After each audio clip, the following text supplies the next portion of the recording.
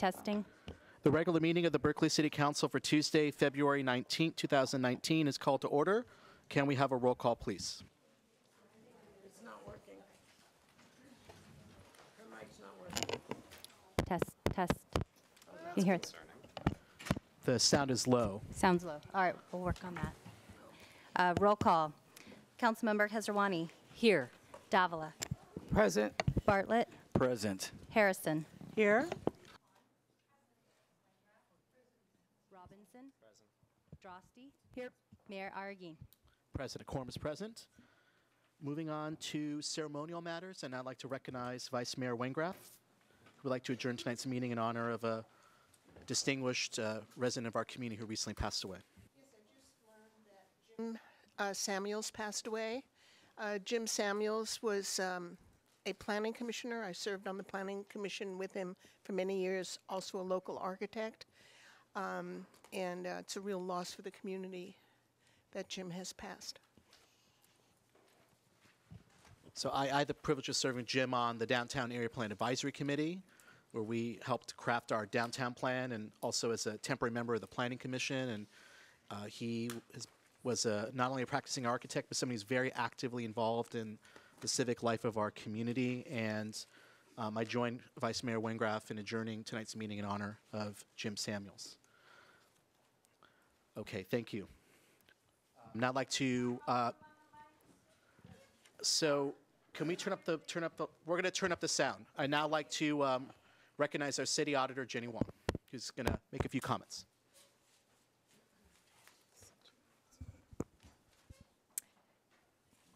Thank you, Mayor and City Council members.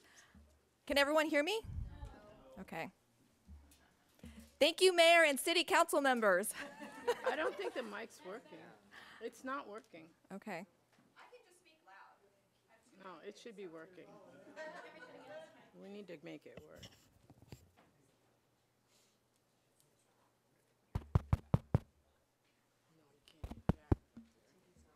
Testing? It doesn't seem like it's on. Okay, should I just proceed? Why don't you just talk loud? Okay. Hopefully. Well, first of all, happy Lunar New Year. It's Lunar New Year started, I believe, a little over a week ago, and someone who grew up celebrating Lunar New Year privately, because it was not something that my classmates celebrated. It's very nice to be in a Berkeley environment where when I came to Cal, it was the first time that I celebrated Lunar New Year. So I just wanted to say Happy Lunar New Year to those who celebrate in the Berkeley community. My comments are going to be pretty short tonight. I first want to circle back and thank you all for discussing the opportunity costs and trade-offs on proposed ordinances at the last council meeting. I'm pleased that the Agenda and Rules Committee met shortly after and adopted the guidance to include operational cost information.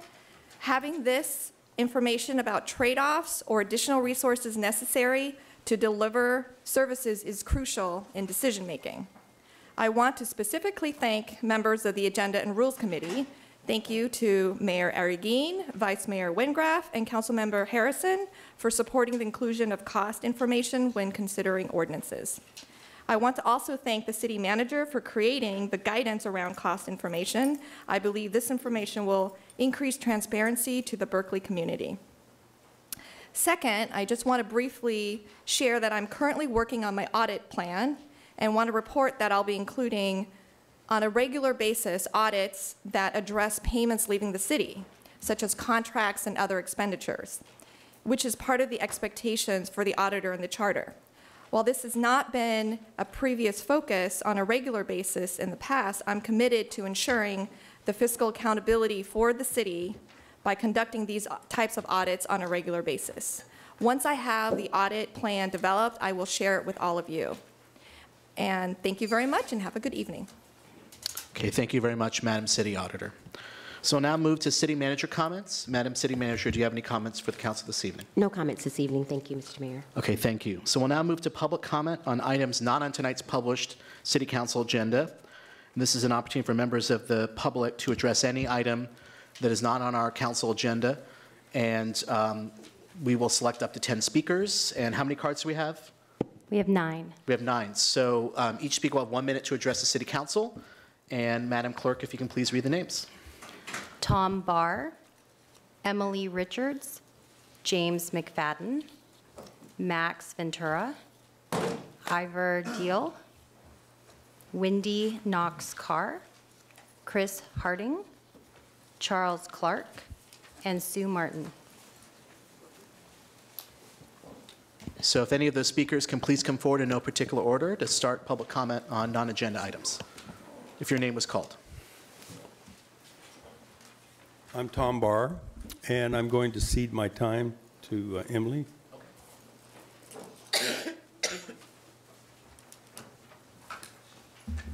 Hi, good evening to the council. I am here on behalf of the Berkeley Marina community. We were here at the last meeting and we shared the beginning of our plans to work towards an alternate plan for the parking. Since then, we've made a lot of progress, and we wanted to come back and share another statement with you. And I've passed that out as well, but I'll read through it now. Oh, I'm sorry, my name is Emily. Thanks for your time. We would like to thank Mayor Aragon and Councilwoman Kesarwani for their site tour last Thursday.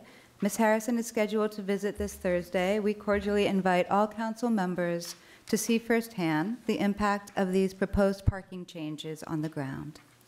Since the January council meeting, we have reached out to other stakeholders in the marina. The majority did not know the full extent of the proposed changes, nor were given opportunity to comment. The existing leaseholders at 125, 127 University Avenue in particular do not wish to vacate and have expressed willingness to pay more in order to stay. Many other leaseholders have yet to be informed of the impending changes. We agree parking is an issue at the marina. Unfortunately, the changes put forth will make the situation worse, not better. Currently, L and M dock parking spaces number approximately 130. There are 197 slips, several businesses, ferry commuters, and overflow parking from the general public using various marina parks, playgrounds, etc. We are presently reaching out to members of the Land Grant Commission and others. We request to be added to the March City Council agenda meeting in order to formally express our views and provide alternate solutions to ensure the Berkeley waterfront planned parking improvements meet the needs of all marina stakeholders. We have the following questions for the council as listed below, and also some information that Councilwoman Kesarwani requested. Thank you for your time. Thank you.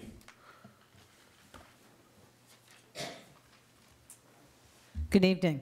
My name is Sue Martin, and I live about 4 houses from the North Berkeley BART station. So I'm here to talk to you a little bit about the development at the station. I'm also a trauma specialist, adjunct faculty at JFK University, and well-versed in public policy, the challenges of that, as I served as a city commissioner for many decades in San Francisco. I think we have 3 major tasks in front of us so that we can work collaboratively together. The first is secure a reclassification of the North Berkeley BART station to change that classification from urban to town center, because the classifications are codified by law, as you know, and currently that classification puts us way over any kind of height that the neighborhood will agree to. Second, I would like to have us really look at that issue of height limitation and the development of a plan. A lot of us do support Plan number 8 with the modification of 2 floors on the perimeter, going up to 8 floors in the center of the development. And last, I just want to mention parking. We do need some parking. So maybe underground parking for seniors who are traveling to the city for entertainment. Thank you so much for your time and for your public service. Thank you very much. Hi, Max Ventura. I am here about the hit and run at Telegraph and Durant that occurred the 22nd of February. I wrote to the full city council and mayor and so on, city people about my witnessing this. And there was an informal thing that came from the police that did not include anything from me or from other witnesses, eyewitness giving reports. It's 4 weeks later. Why do we have nothing from the city? Why do we have nothing from the mayor? I was told the mayor and the chief of police were writing a response, but nobody seems to have gotten one, certainly not me. I am this man, Tony McNair. He's a disabled man. He's black, and he is a homeless man. He was run over, a human being was run over in our town, and 4 weeks later, we have no report. But the kid who was driving the car, apparently an adult, young adult, and his father, allowed to run rampant. Who's the guy? Who's the father? Who's the father? Why is he being covered for? So we're looking for a report. Thanks. Thank you.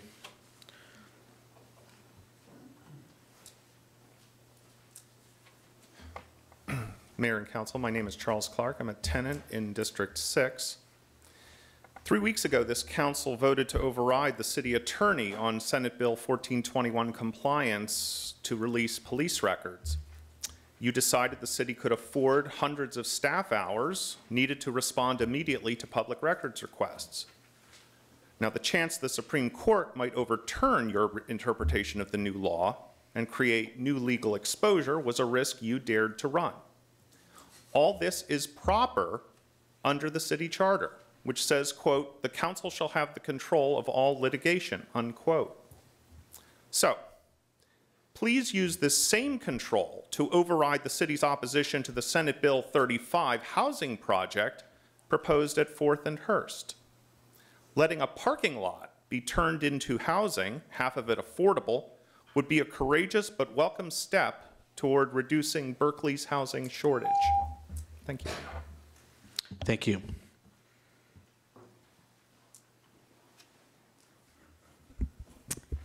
Hello, I'm Wendy Knox-Carr. I'm a resident of Redwood Gardens, which is a disabled and over 55 housing community in Berkeley.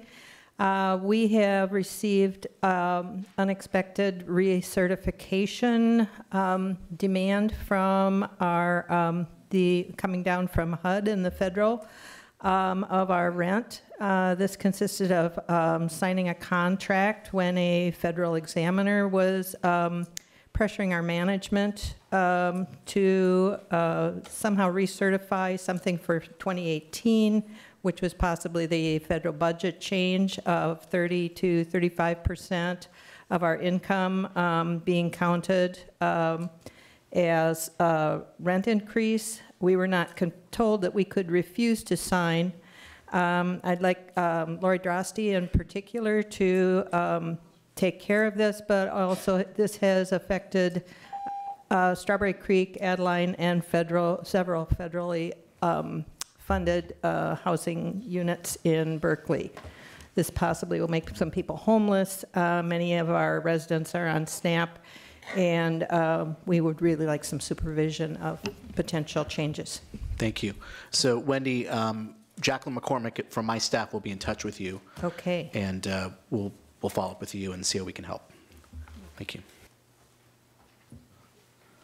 So you have James McFadden, Ivar Deal, and Chris Harding are the remaining speakers. James McFadden, I want to talk about stonewalling.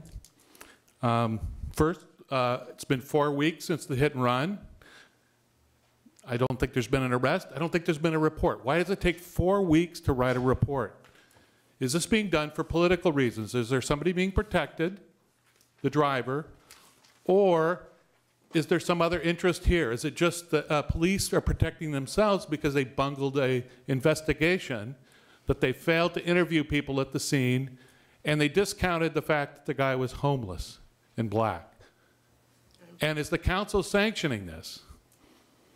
Also, there was a charter amendment last fall. What's happening with that?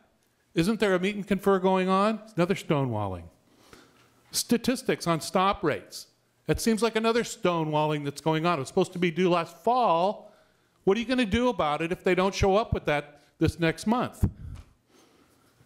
I think you need to look at your management here, at the city manager, and decide who's running the city. Are you guys going to set policy, or is the city manager?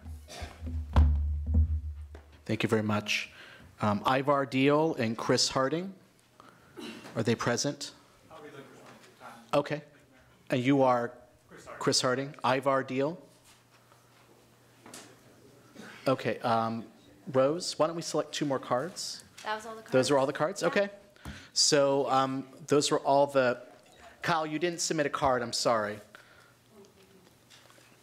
Those were all the people that submitted cards for public comment on non-agenda items.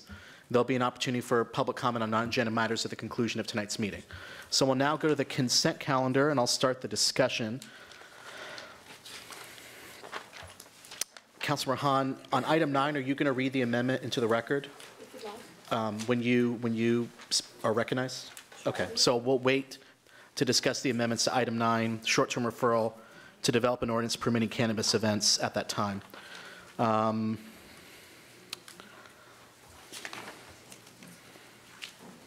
Item 17A and B, these are proposed amendments to the city's living wage ordinance.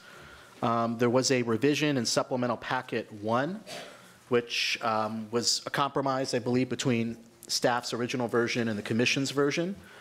And I don't know if everyone's had a chance to read it. I would support moving that version, that revised version, to consent, the revised version in supplemental packet 1. Is there any objection to that action? Okay, hear no objection, that will be the order. Item 19, A and B, I'd like to move 19B to the consent calendar. This is a companion report regarding the assessment of vacant properties. Okay, hearing no objection. 19B, yes. Hearing no objection, that will be the action.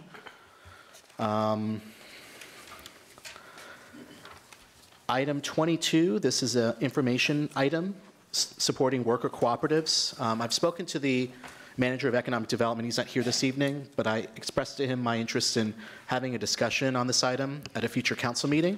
So I'd like to move item 22 to the action calendar and then to the consent calendar for purpose of continuing this to the February 26th meeting.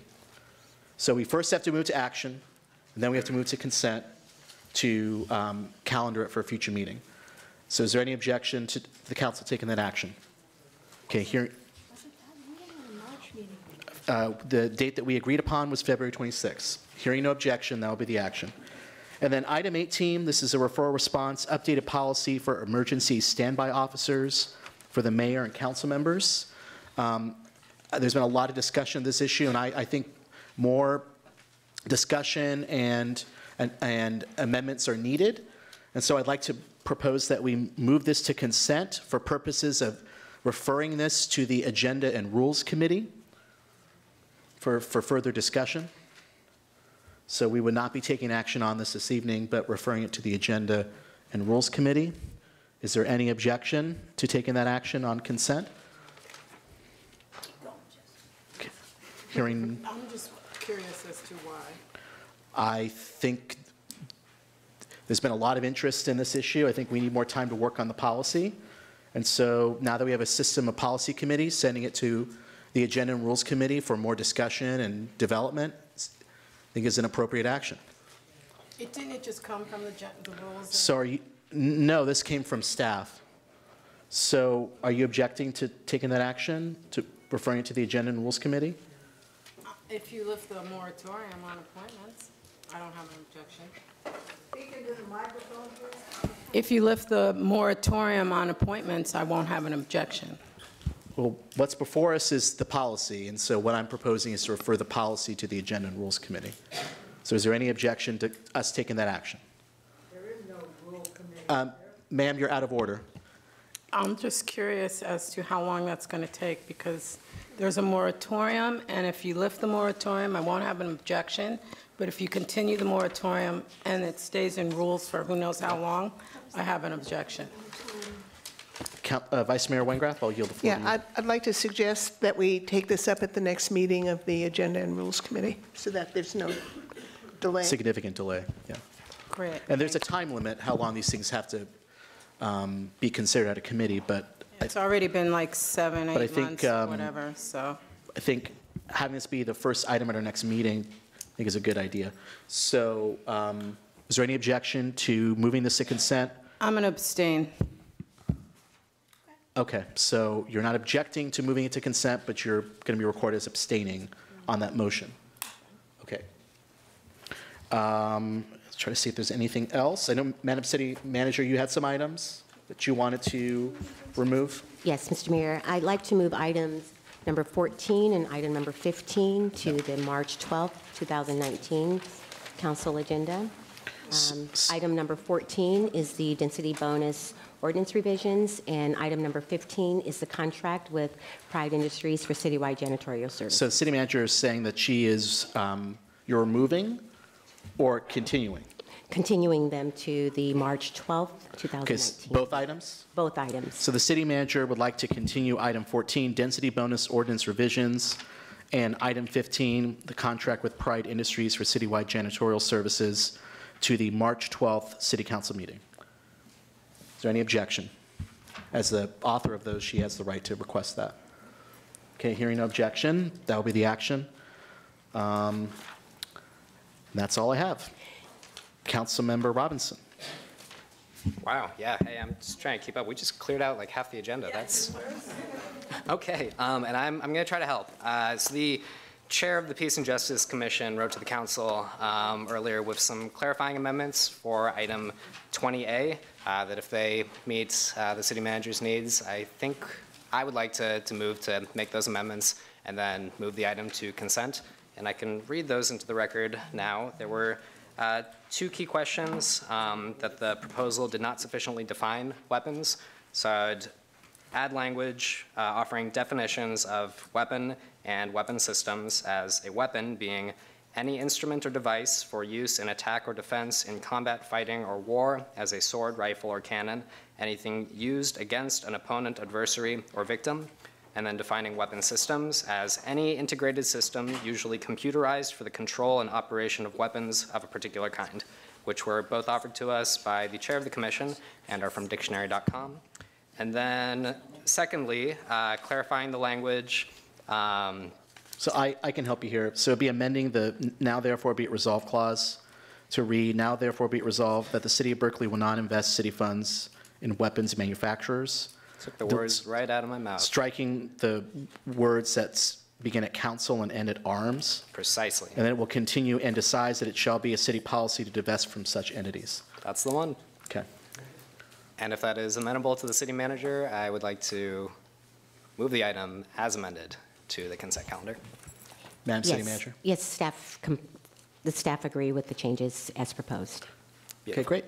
So is there any objection to moving item number 20A as amended to the consent calendar?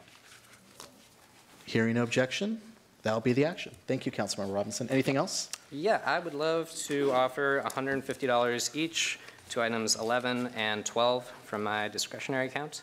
And yeah, that'll do. Cool. Okay, thank you, Councilmember. Vice Mayor Wengraf. Thank you. I would like to be recorded as giving $100 to Berkeley Youth Alternatives 15th Annual Fundraiser. That's item number 11. And on item number 12, the Ohlone Park 50th Anniversary, $100 from my discretionary account. And what's left? Let's see. I actually would like to see if we could move to consent the amended number 16, which is in the supplemental from Councilmember Bartlett, to add one equity, one, can you help me here? One. Yes, the creation of one equity retail license, dispensary license. And then as the rules are promulgated, which they're not yet, but as the rules are promulgated for other divisions of sale. I'd like to try to see if we can move that to consent.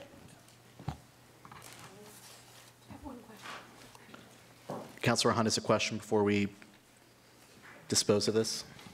Yes, I'd like to move it to consent as well. I just have one question for staff. I'm sorry. We're talking about item 16, the equity license for a dispensary. do we have an equity scheme already up, or would we have to create that? We would have to create that. Okay. I can have Timothy Burrows come out and discuss further if you like, but we would definitely have to create that. Okay, so if we do this, then there'd be a time lag to create the program, and then that program theoretically could also be used for other license types? It would depend on what the parameters and criteria were, but I'll have Timothy speak to specifically to the cannabis. I don't know that we could use it for additional license types, but. Hi. I was en route as I heard you ask the question. Would you mind repeating Oh, I the question? just wanted to better understand, like, whether we have a process already in place, and if we don't, if we're in the course of developing it, yes. Would one process be able to be used for dispensaries and then be adapted to others? Like, I'm just looking, my only concern on this, and I would like to put it on consent, was that you not have to create an entire unique system for one dispensary and then something completely new for the other categories. If that were the case, then it was going to be very staff intensive, and that work wasn't really going to be able to carry over to the other license types, then I might want to discuss it further. Okay. So I'm Timothy Burrows, Director of Planning. We are in the process of developing an equity program that would apply not only to a cannabis retailer, but also to cultivators, potentially also to delivery-only cannabis businesses. And our plan is to bring a dispensary program or a equity program back for council consideration in the spring.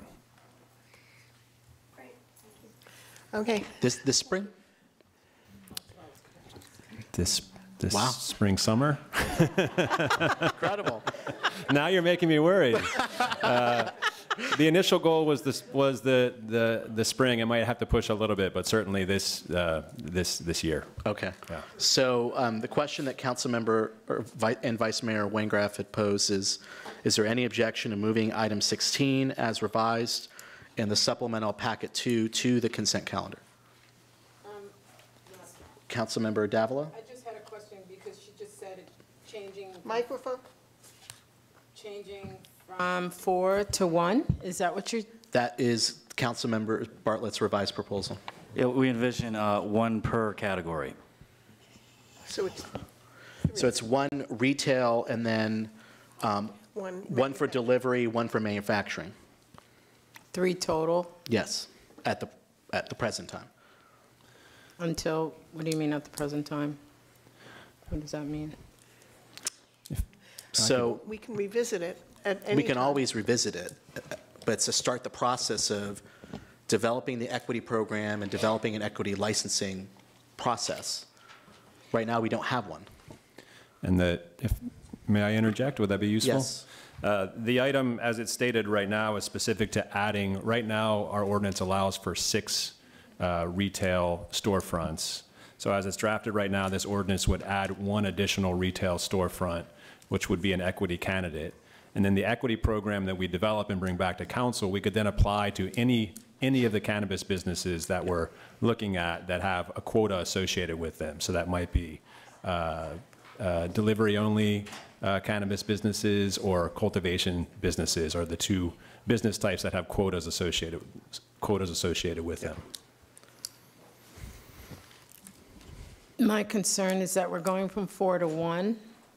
6, well, right now there are 6. I know, there's 6, but you're only adding. So do you But I thought that, according to the,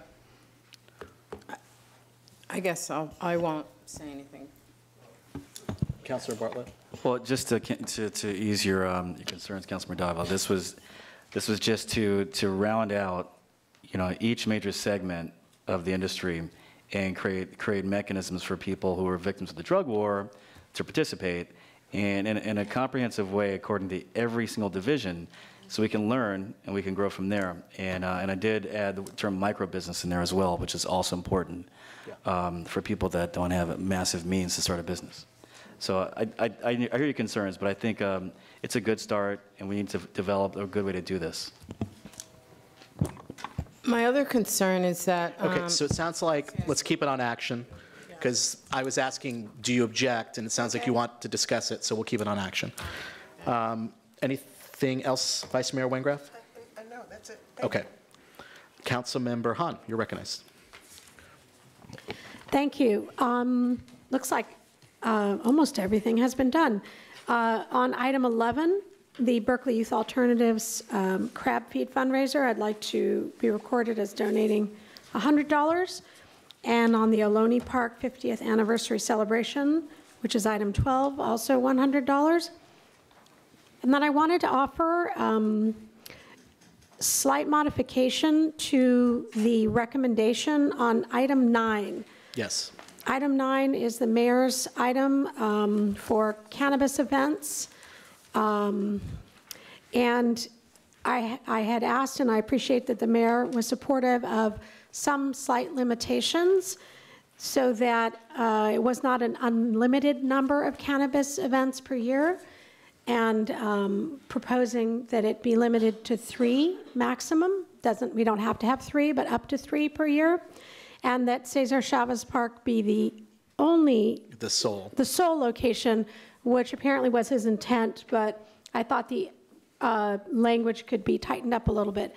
So the amended referral that I proposed for the first long sentence is short-term referral to the city manager to develop ordinance amendments permitting, and then I would add up to 3.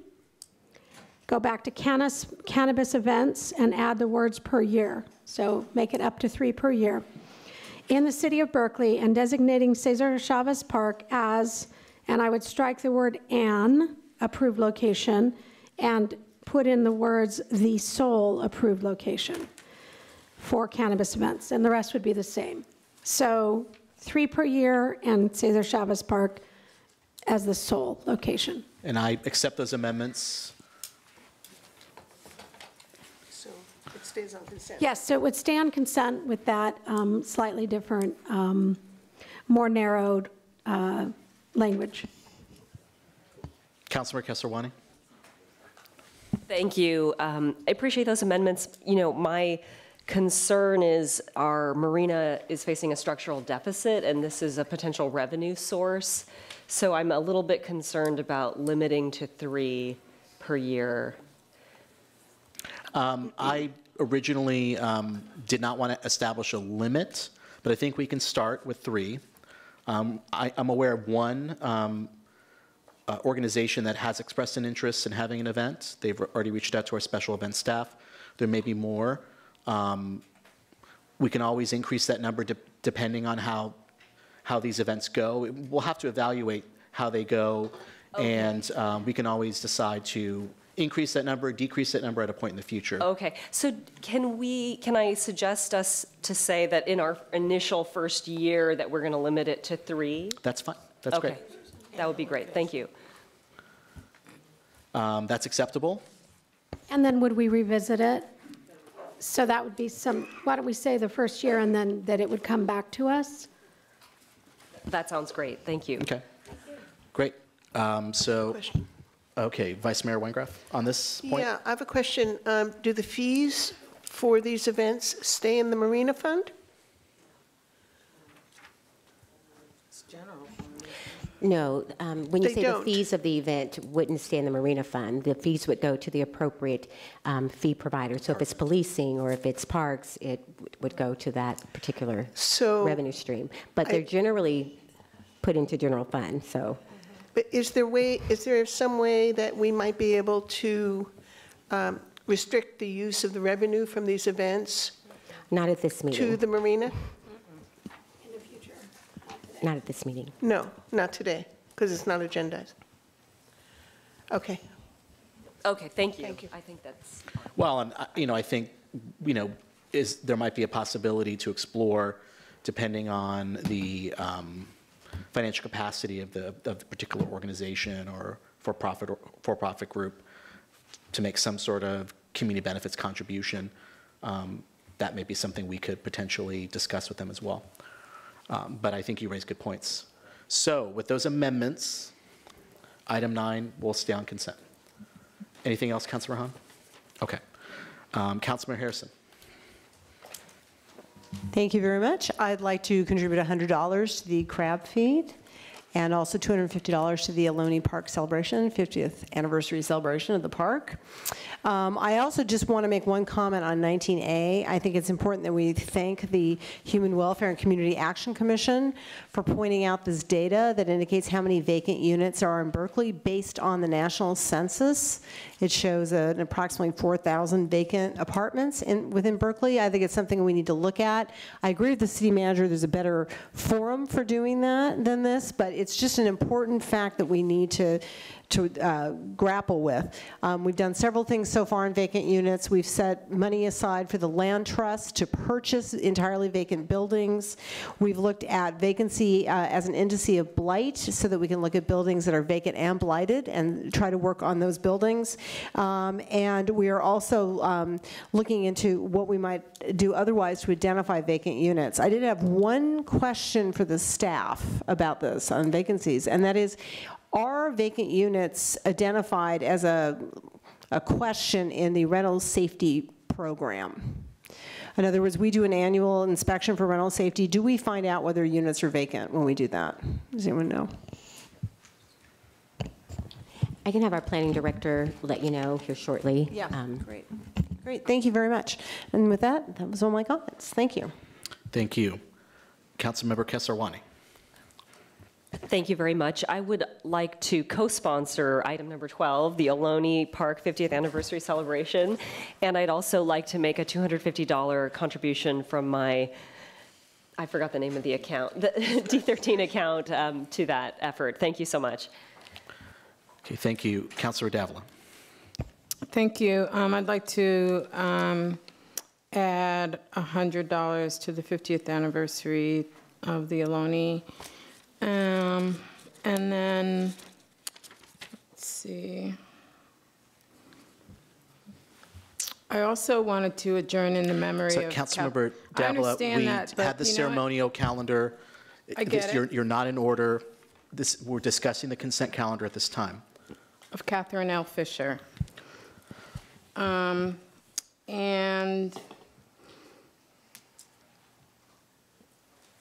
I was curious as to item number 5, the advertising and marketing strategy for the Berkeley Police Department.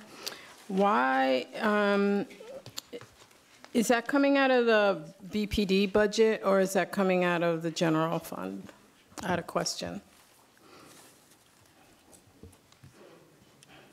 It will be coming out of general fund, but it is police budget. It's what, I mean, it's a police budget. The police budget is total general fund. Out of general and fund, other. yeah, that's what I thought. And then I wanted to co-sponsor item number 12, Ohlone Park 50th anniversary as well. Okay, that's it. Thank you. Councilmember Bartlett. Thank you, Mr. Mayor. I'd like to give $250 to the 15th annual Crazy Crab Feed fundraiser, Berkeley Youth Alternatives. And I'd also like to give $100 to the anniversary party for the Ohlone Park. Thank you. Just a few contributions from my discretionary account, $100 for item 11 for Berkeley Youth Alternatives, and $250 for my discretionary account, item 12, for the Ohlone Park 50th anniversary celebration. So I want to take this opportunity to acknowledge and welcome back our former colleague and friend, former Councilmember Linda Mayo. Thank you for being here. We miss you. And I would encourage all members of the council to please give to this important event. This is going to celebrate an important moment in our city's history, which is when the community came together to form Ohlone Park. So thank you. Okay, any other council members on the consent calendar? What's left of the consent calendar? Okay, let me summarize the changes. So item 9, short-term referral to develop an ordinance permitting cannabis events and designating Cesar Chavez Park as an approved venue. That will remain on the consent calendar as amended. Item 14, density bonus ordinance revisions, repealing existing section 23C 12050. That has been continued to the March 12th agenda, as has item 15, contract with Pride Industries for citywide janitorial services. Item 16, providing requested direction to the city manager and planning department on the number of cannabis retail establishments has been moved to the consent calendar as revised in supplemental packet 2. 2, correct? It was submitted today, I believe. Yeah. Item 17 has been moved to the consent calendar as revised in supplemental packet 1. Item 18, referral response updated policy for emergency standby officers for mayor and council members. That is being referred to the Agenda and Rules Committee. Item 19B has been moved to the consent calendar. Item 20A, as revised by Councilmember Robinson, has been moved to the consent calendar. And item 22 has been moved to the consent calendar for purposes of scheduling for the meeting of February 26, 2019. So that leaves on the action calendar, actually, no, I'm sorry. I think item 16 was not moved to the consent calendar, correct? Because Councilor Davila wanted more discussion. So item 16 is on the action calendar, and item 21. So would anyone like to speak to any item on the consent calendar? Now's the time.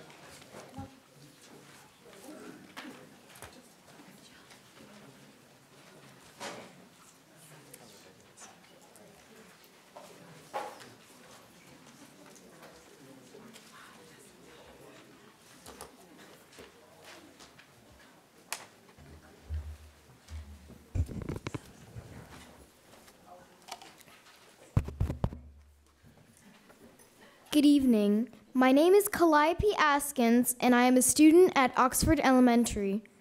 I am also currently in a club known as Heirs to Our Oceans at school.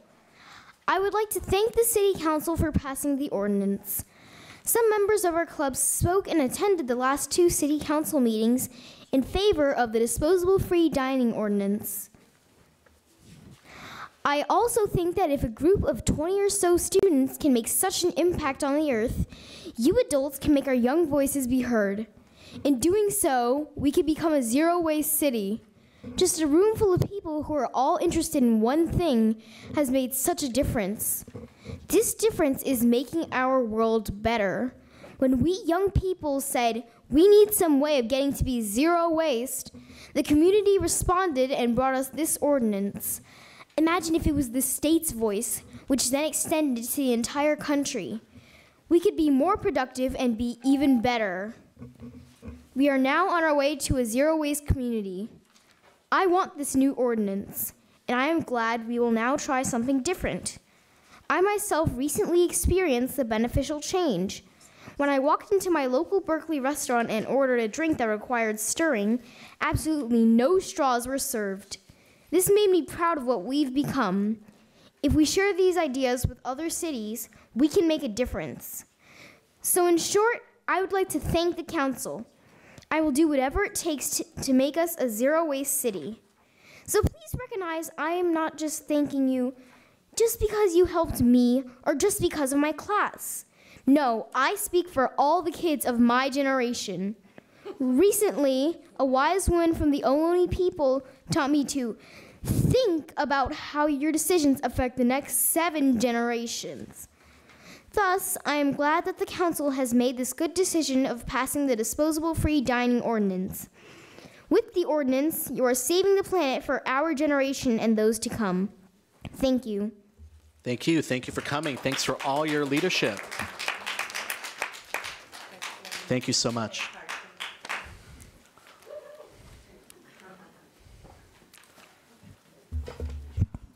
Good evening, Council. Martin Bork, Executive Director of the Ecology Center. I, too, am here to thank you on behalf of the community and all the many coalition members who participated in this. I want to thank each of you for your support. I also want to thank the staff. You know, many departments weighed in on this and really worked on it. I want to thank the commission and the hard work that they did. on this. I especially want to thank Councilmember Hahn for doing a really heavy lift and really going out there in the community and visiting with the businesses and listening very attentively to what people had to say and coming back with really strong changes. We have some of these disposable free dining signs for you to keep as souvenirs. If there are any left after they go around, please share them with staff. We're just wanted to quickly note, we're here as a coalition to really support the implementation. So there's a lot of technical expertise in the community that can help with the technical support. Stop Waste is here. We should look at them towards the mini grants program.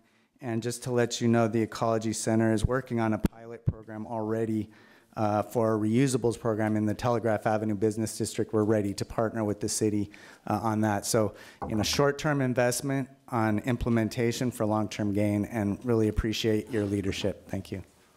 Thank you.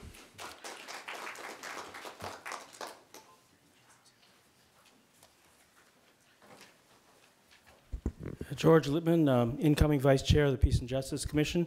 I want to thank the Council for passing the weapons ban, weapons investment ban, particularly Councilmember Robinson for shepherding it through tonight, and our Commissioner Diana Bone for bringing it to the Commission in the first place. There's basically three things very briefly that I think are important about this. One is that we live our ideals. We don't want weapons on the street. We don't want warfare in our streets or abroad, and so we should not be profiting from or investing in those companies. Secondly, I think this is a model of working together between city management, city staff, and the commission. We've had now a couple of rounds of conversation which we proposed, and staff said, well, what about this? Here's a problem. And we said, okay, well, we can address that and compromise. Leaving it at that, I want to introduce someone you may know who is our incoming chair, Igor Tregub. Thank you, George. I also wanted to echo your comments and thank the council for moving this important item onto the consent, and looking forward to working with the council in the years to come on many other important items of mutual interest. And I really wanted to take the time to thank both Diana Bone and George Lippman, immediate past chair of the commission, who worked steadfastly on this item. We're looking forward to continuing the work together. Thank you so much. Have a wonderful evening. Thank you.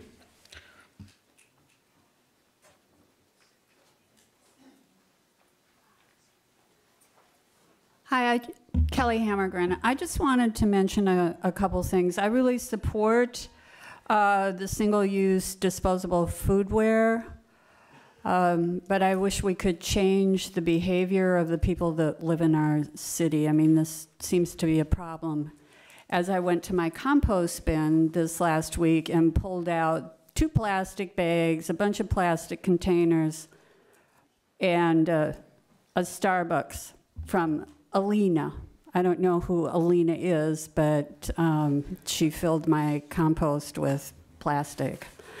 The other thing I wanted to mention in the little things that Alina left behind is the Walgreens bag, which is now quite heavy and labeled as being reusable. And these, it's just something that we need to keep working on.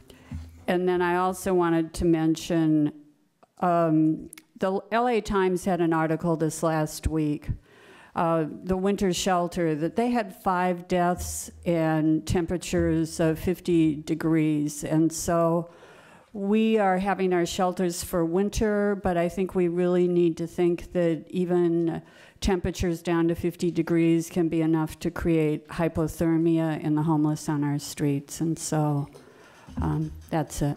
Thank you very much. Thank you. Mayor and Council, I'm going to speak now more in an informational capacity on item 19B, the assessment of vacant properties. I think someone looked at a publication and saw that the Census Bureau said there were 3,754 vacant units in Berkeley and said to themselves, aha, let's see if we can turn those into housing. Well, one thing you should know about the Census Bureau is it's filled with statisticians. Statisticians make estimates. Estimates are not guesses. They are realizations of a data collection procedure with a statistical method. So when you see, as you look at this piece of paper I'll hand to the clerk, there's a margin of error around the estimates that they publish on these things. So you shouldn't have the staff searching for these units because, in fact, they may not exist. Furthermore, there's actually more detail, which is not mentioned in the staff report, which was quite ably done by Jenny Wyant, which goes into detail about the various categories of these vacant units, not all of which the city manager will be able to find. So thank you very much. Thank you.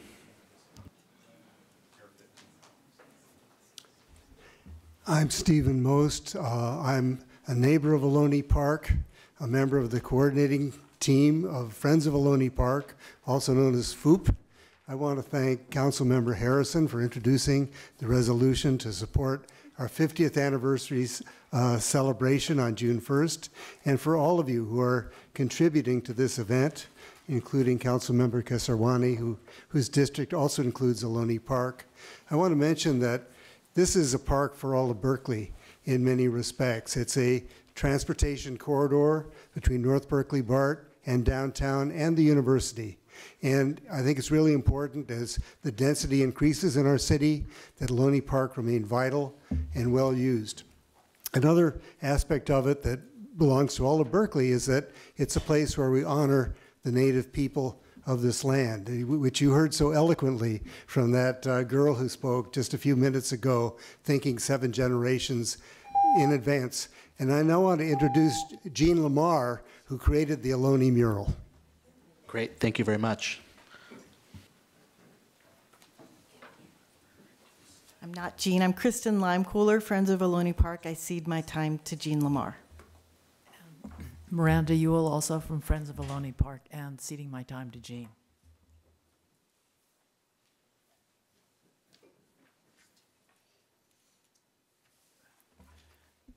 Good evening. My name is Jean Lamar. I'm Paiute and Pitt River of California, and I'm from Susanville, California, and that's Lassen County. I went to UC Berkeley. That's how I got involved in the mural. I created the mural in 1995. And it was a wonderful experience because I learned so much from Berkeley doing research and having a chance to interview and find all these Ohlone people, learning their photographs from their families, their ancestors was just wonderful. The first panel is facing east. It is of the coyote after the flood and his family. And the second one, that's the beginning of life after the Great Flood. The second one is a panel of the first European introduction to the Ohlone people. They were celebrating it. They were happy. They were going to feed them. They were dancing. And then the third one is the ancestors. I gathered photographs from everyone. It was wonderful. The fourth is contemporary times, because after all interviews, they wanted to let people know we are still here. We have a concept in the United States that all Indian people they're vanished Americans. We're still here. All of us are still here. We're just invisible because we're not walking around with feathers in our hair. So I guess we look like everybody else, but my vision for the continuum of the mural is to create a native garden of indigenous plants, and it will be medicinal plants, curing plants, food plants, wonderful plants that a lot of people consider weeds, but they all have a purpose. Each one has a purpose. I've talked to elders, and what they have told me was fantastic. They say they consider those weeds, but that's medicine for a headache, and this is for this, and this is one that's for the, and it was so wonderful. And I want to start this soon, kicking it off on the 50th anniversary. We'll have a celebration, it'll be wonderful. I appreciate your donations for this project. We want to start, and I want to create a rock sculpture of a grinding rock. And it will have the condor of California incised in the rock, and it will be a place where kids can come and be educated. The teachers can bring them there, and they can learn how to grind rocks, what the early indigenous people of the East Bay did. I would also like to recommend that if there's any way that the city council, Berkeley is known as one of the cutting-edge towns in America, and I would like to see, I know it's wonderful, Martin Luther King Way, the Cesar Chavez Park. I need to see a Muwekma Street or a Muwekma Way or Drive, something like that, or Ohlone. The further, I would like to have 2 benches for people, for meditation and contemplation, to view the mural and understand it, and children can understand it. On the benches will be salmon going upstream. On the mural, it shows all the salmon going back to the ocean. Well, today, very few salmon go upstream. They will find, occasionally they'll find an inland creek they can go up. So it just represents how the Ohlone people are learning their language and their culture and doing their traditions. Their continuum, they've always done them, but it hasn't been out there, so people think there are no more. Yeah. But we're still here. And thank you very much for being here tonight and your comments. We do need to move on to the next speaker, but I just want to say on behalf of the City Council, thank you so much for creating the incredible mural that has graced Ohlone Park for so many years and is a testament to the Native peoples that founded this community. And I want to acknowledge Councilmember Davila, who initiated changing our welcome signs to the city of Berkeley that now say Ohlone territory upon entrance to the city of Berkeley. And Councilor Davila, do you want to briefly comment? Yeah, that's what I was going to state. If you go to any border, Oakland on the Martin Luther King and Adeline, right past the here, there, you'll see the welcome to Berkeley, to the city of Berkeley, Ohlone territory sign. On Sacramento, there's also, all the borders between Wonderful. Oakland Fantastic. and Berkeley and El Cerrito, Albany, or whatever. Wherever it is, they're there. Okay. And they just went up. Thank you. I appreciate your consideration, but we just want to share our worldview with you. Absolutely. Thank you. Thank you for being here tonight.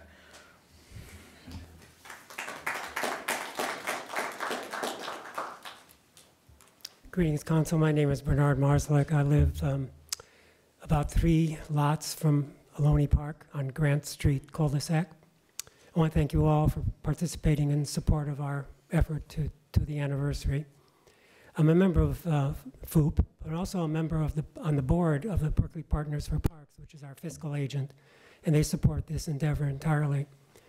Also, I want to mention that the Muwekma tribe, who are in part depicted, and their descendants are now doing a pop-up cafe at University Press Books.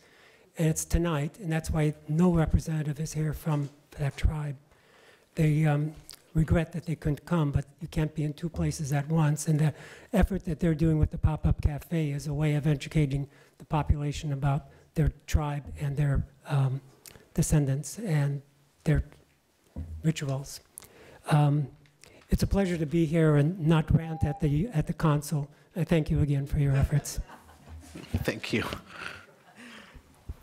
Jean drove about 6 hours in horrendous conditions to get here tonight. I'm Linda Mayo. I'm a founding member of Ohlone Park. I wanted to remind people, or maybe just educate them initially, that when BART was planning to come through Berkeley, they were planning to elevate those tracks. And so they came through town and they destroyed a number of houses, both in South Berkeley and also along Hearst Avenue and further west. And so when that happened, the city chose to tax itself to underground BART. We were really very successful in doing that. But then we had all this vacant land. And in 1969, people came there and developed a park on Hearst Street. Very organically people-made park. In fact, they called it People's Park Annex. And then later, over the years, the community got together again to make sure that that was not land that was going to be used for administration buildings for Peralta, but it would be a park for the community. And so again, the community came forward. I wanted to thank you for your sponsorship. I wanted to also say that we're looking forward to basket weaving, Thule boat building, games, food, and songs. And this funding cycle that we have for events does not really leave any room for an event that is off cycle, but just happens to be needed to happen. So we might want to look at that as we go forward. Thank you for your time. Thank you. Next speaker, please. Good evening. My name is Pamela Spike, and I'm actually speaking to the consent item number 9, which is the develop ordinance permitting cannabis events and designate Cesar Chavez Park as an approved venue. I wanted to say several things, one of which is politically, I think this puts us in a very difficult place because I think after this, the cigarette manufacturing people will be coming to us asking if they could please also have a park designated for them so they could hold events. And I know that the past in Berkeley has been that we have told them no, they can't. I had also spoken with a number of health-minded people in the last weeks, and this is what they wanted me to convey tonight. And as for the park, maybe if someone else is willing to speak about this from a parent's perspective, the park is a popular community space for kids. So if we are to focus discouraging kids, exposure and encourage to be aware that it's not good for them due to their biological development, it shouldn't be held in a space that's popular for kids.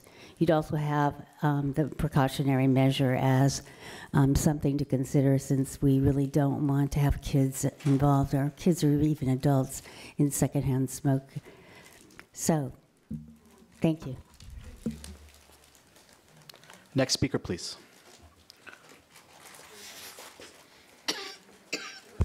Good evening, Mr. Mayor, members of the City Council. My name is Desley Brooks. I'm a former member of the Oakland City Council. I'm here tonight to speak on item number 16, which is on your action item agenda, but unfortunately I have to leave in the next couple of minutes, and so I wanted to share some comments with you. I am the founder and the original author of the Oakland Equity Cannabis Program, one that has been a model throughout this nation in terms of setting a standard for equity, truly, in cannabis. Berkeley has a unique reputation of being one of the cities that has been on the forefront, and I would hate for you to pass a program that is perfunctory and doesn't really speak to equity.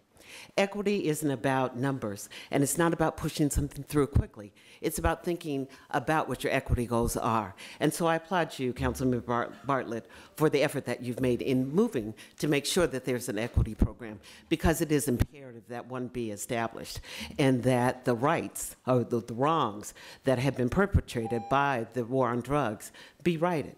But it can't be righted if you set it up with a structure that has systemic racism embedded in it. And when you set one as opposed to an equitable number, you're setting up a system of systemic racism from the onset. And so you need to be mindful about how you move with that. You need to be mindful about having an equity goal that moves you forward and guides you in the direction that you need to take with the program. I read the definition of equity in your staff report, and it's extremely broad. When you talk about equity, equity is intentional. Equity usually has an intersectionality with race, and so you have to think about race and equity as you move forward. And so there are a number of things that I think your program could benefit from, and so I would hope that you take a pause and do a meaningful look at equity, not a perfunctory look. Thank you so much. Thank you. Any other speakers? Kinshasa, are you speaking on item 16? Yeah. We're going to get to it right after we vote on consent, so like in a minute. It's like all over the place. Okay. Well, it's on the action calendar, so we're going to get to it in a minute. Okay. Yes, if you can wait a minute, that'd be great. Any other speakers on the consent calendar? Yeah. So on item 12, the 50th anniversary of Ohlone Park. My name is Ivar, and the 50th anniversary of Ohlone Park is great. It was, as the woman mentioned earlier, originally called People's Park Annex. So I just wanted to mention that the 50th anniversary of People's Park is also coming up. And this lithograph that I'm working on right here will be available. There'll be over 1,000 of them.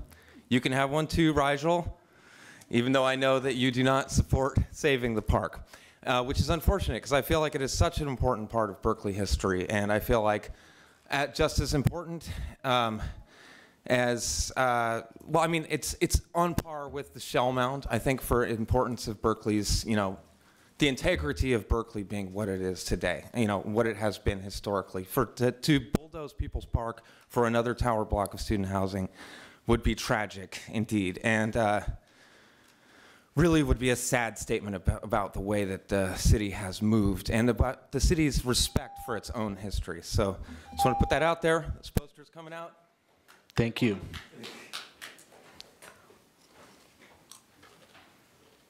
Hi, I'm Bob Whalen. I want to advocate on the disposable foodware reduction ordinance. I really want to thank you for doing this. It takes a lot of courage for a city to be a leader.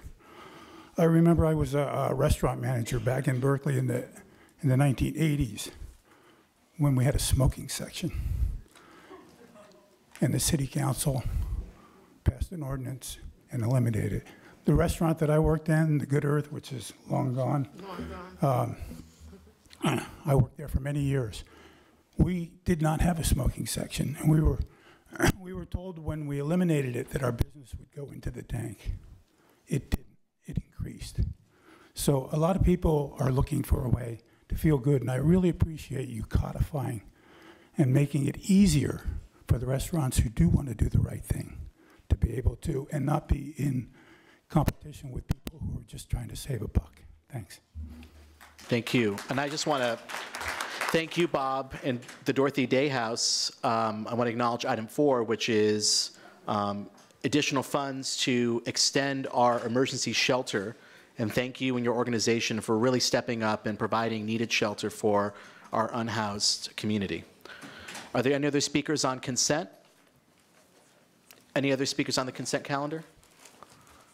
Okay, thank you very much. Bring it back to the council. Councilmember Davila. I didn't have my...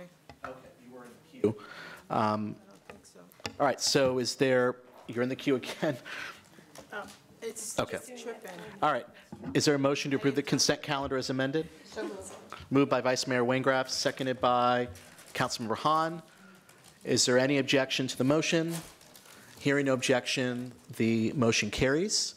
I'll note item 1, which is the single-use disposable foodware and litter reduction ordinance. We have adopted the second reading. And that will be the law of the city of Berkeley in 30 days. So thank you to everyone who worked hard to make it happen. So we'll now move to item 16. This is providing requested direction to the city manager and planning department on the number of cannabis retail establishments and the creation of an equity program. And this is an item from Councilmember Bartlett. Councilor Bartlett, would it be okay if we took public comment first before you introduce this item? So we'll do public comment now on item 16.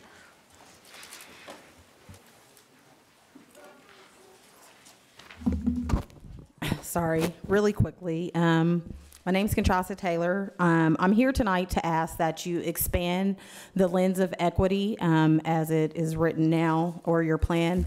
I am someone that I would consider an equity licensee. However, I've never been arrested for selling drugs, and my parents do not have a drug problem, and they never have. I survived in a community that was afflicted by the war on drugs due to my leadership from my father in my household, access to resources, private education, access to programs, family dinners, and all those other kind of things of privilege that allowed me to be able to be the person that I am, which is a servant of this community as a commissioner, an excellent mother, as far as I'm concerned, a wonderful STEM professional, and just someone who advocates for everything for everyone. I would say that I survived also as a result of my parents instilling in me to kind of never give up. And I'm not going to give up on this equity plan as it looks now because, again, it needs to be expanded.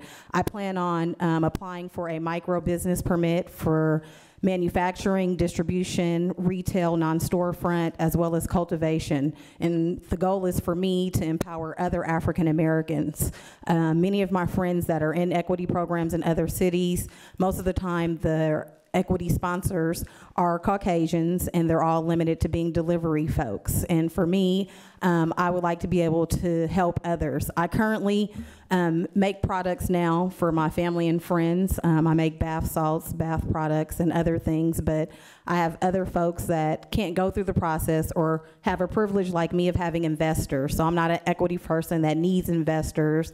I just need an equity opportunity to be able to apply and to have things be a little bit more lenient for me to be able to contribute again to my wonderful city that I love in Berkeley. So thank you for this time, and I hope that you all consider expanding that lens. Thanks. Thank you very much. Hi, my name is Faye Moore, and I am a owner of a dispensary in Oakland, and it is the first equity program dispensary in the country. And so if anybody knows what works and what doesn't, it is myself and my daughter and our equity applicant.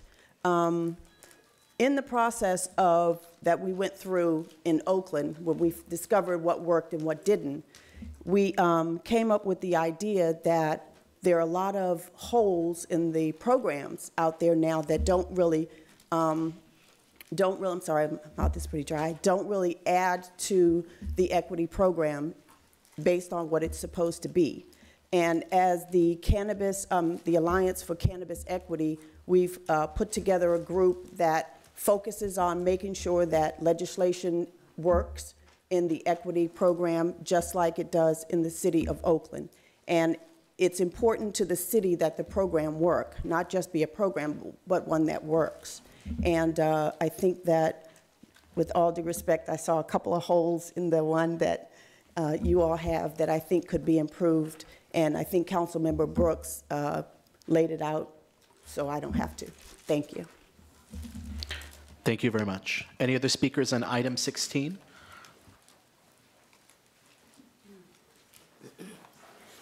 Greetings. My name is Pamela Spike. I'm the co-chair of the Berkeley Health Commission, and I have a communication from the Health Commission for you all this evening. And this was previously sent to the council. They may have already seen it, but I'll reread it. The Community Health Commission of the City of Berkeley made recommendations regarding the selling of recreational cannabis in the city. We provided, I'll speak fast since I only have 2 minutes. We provided recommendations to you in a letter dated September 13, 2018, but have more to add. Many of the items from our prior recommendations have not been considered by the council. The Community Health Commission is concerned that the Planning Department and city staff are bringing the Cannabis Commission's recommendations to council and not the Community Health Commission's recommendations. We are writing to encourage you to ask the Planning Department and city staff to bring all of our recommendations to council for action as soon as possible and to consider these updates. 1, in our letter, we recommend limiting retail outlets to 6. The council agreed that 6 was a good number for the next few years at least. There is a proposal to increase that number by another 6. We strongly recommend that council does not allow any more than the total of 6 outlets as we recommended this last year. Of course, we know that it has been dropped to 1 request. Limit retail outlets to, and this is what the legislation says, limit retail outlets to 6, or our recommendation, existing regulation for retail sales of medicinal marijuana, limit the number of locations to 6. As these 6 have been allowed to sell adult recreational as well as medicinal marijuana, we recommend that the city limit the total number of retail outlets for both medicinal and adult recreation use to 6. We also know from tobacco that outlet density is positively correlated with youth cigarette smoking. Thus, for a city the size of Berkeley with a population of approximately 121,240, 6 retail outlets are sufficient to provide a ratio of 1 outlet per 20,000. Can I continue from the commission or not? Yeah. Okay. Please continue. Okay. Berkeley, with a population of approximately 121,240, 6 retail outlets are sufficient to provide a ratio of 1 outlet per 20,206 people. from the Los Angeles County is recommending 1 storefront outlet per 52,000 residents, and Washington State started with 1 to 22,000 residents.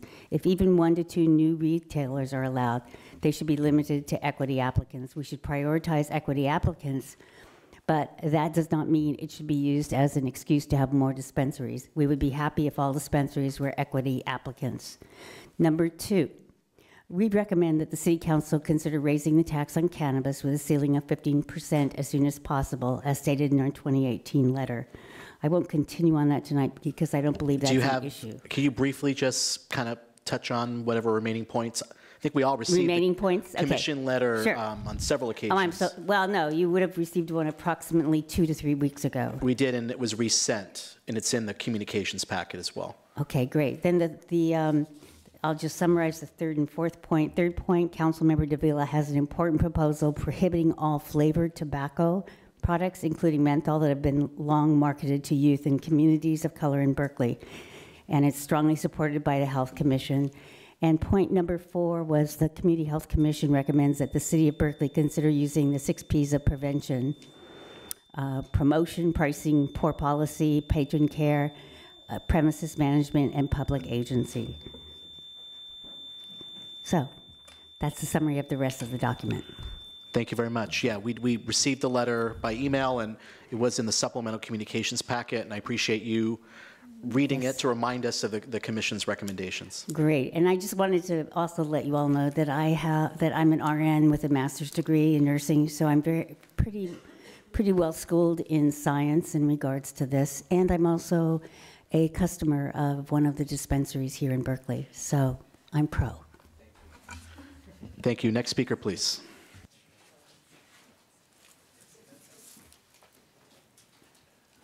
Hello, good evening. My name is Elena Lingus, and I am a Berkeley parent and resident.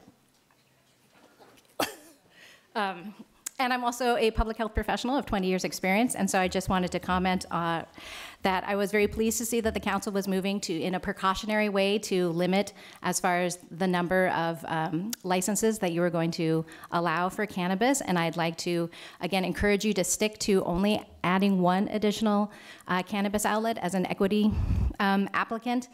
Mom, what's that? There's so much to look at. So it's very important, so we know, so some of my expertise is in tobacco control. We know that if we have more outlet density, that's going to increase youth access. We also know that for people who are problem users, that's going to increase the likelihood that they'll continue to have a problem as the prevalence and the normalization of cannabis use increases. And also, if we have a lot of retail outlets, every retail outlet we have will be in competition with the other retail outlets. And so how are they going to make money? So we really have to think about, their game plan will be to entice more users and then to convert people who are perhaps occasional users into habitual users. And that's not good for the public's health. So we really have to think about outlet density and really continue in a precautionary way. So I really want to encourage that. And there are definitely lots of things the city can do as far as rectifying the wrongs done by the war on drugs. Some of my research is actually with people who've formerly been incarcerated, so I have a little bit of an inkling of some of the impacts that this has had on communities. So that's a very serious concern, and I would really welcome the city taking many different actions actually to address the harms done to communities by the war on drugs. But I don't think expanding retail outlets for cannabis is the sole answer for that, and because it has real public health implications when we expand retail outlets for children and youth and problem users. Thank you. Thank you very much.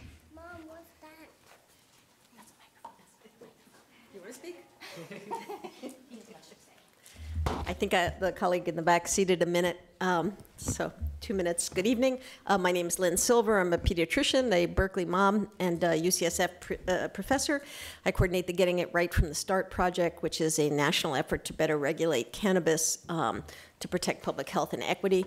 We strongly support applying equity principles to cannabis licensing to keep profits in communities that have traditionally been victimized for its sale and to avoid creating the new big tobacco, big cannabis industry. Equity applicants should be prioritized and should receive at least 50% or even all of new licenses in categories that you have not yet licensed. But talking about equity, we need to look at our Berkeley youth of color in grades 7, 9, and 11. 9.5% of Black, 11% of Native American, and 5% of Latino kids are using more than 10 times a month.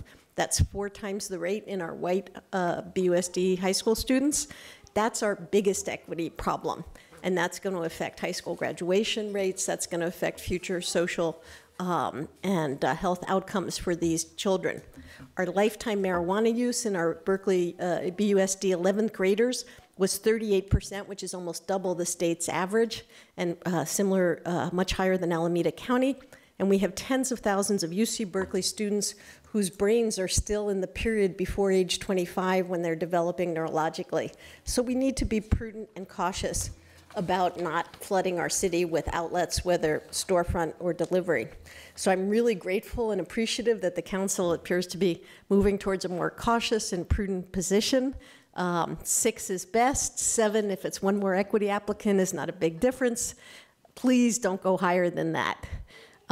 That is a really good decision, and I think really good judgment on your part. Equity should be promoted by investing our cannabis tax revenues in community health and preventing substance abuse in Berkeley's most vulnerable communities. Our flavored, is that 1 minute or 2 minutes? 2 minutes, but if you could just wrap up, you have a We few more strongly seconds. recommend, as the Community Health Commission did, that our cannabis policy be consistent with the wonderful tobacco policy being recommended by Councilmember Davila. In short, Berkeley has 6 Starbucks, 2 McDonald's, 9 big supermarkets, and 9 Pete's, if I got the count right. Do we really need, more cannabis dispensaries than we have Starbucks? So please, Berkeley parents and residents don't want too many dispensaries. We don't need it. Listen to your Community Health Commission and the concerns that the school board expressed in 2018 instead of vested interest. Thank you. Thank you.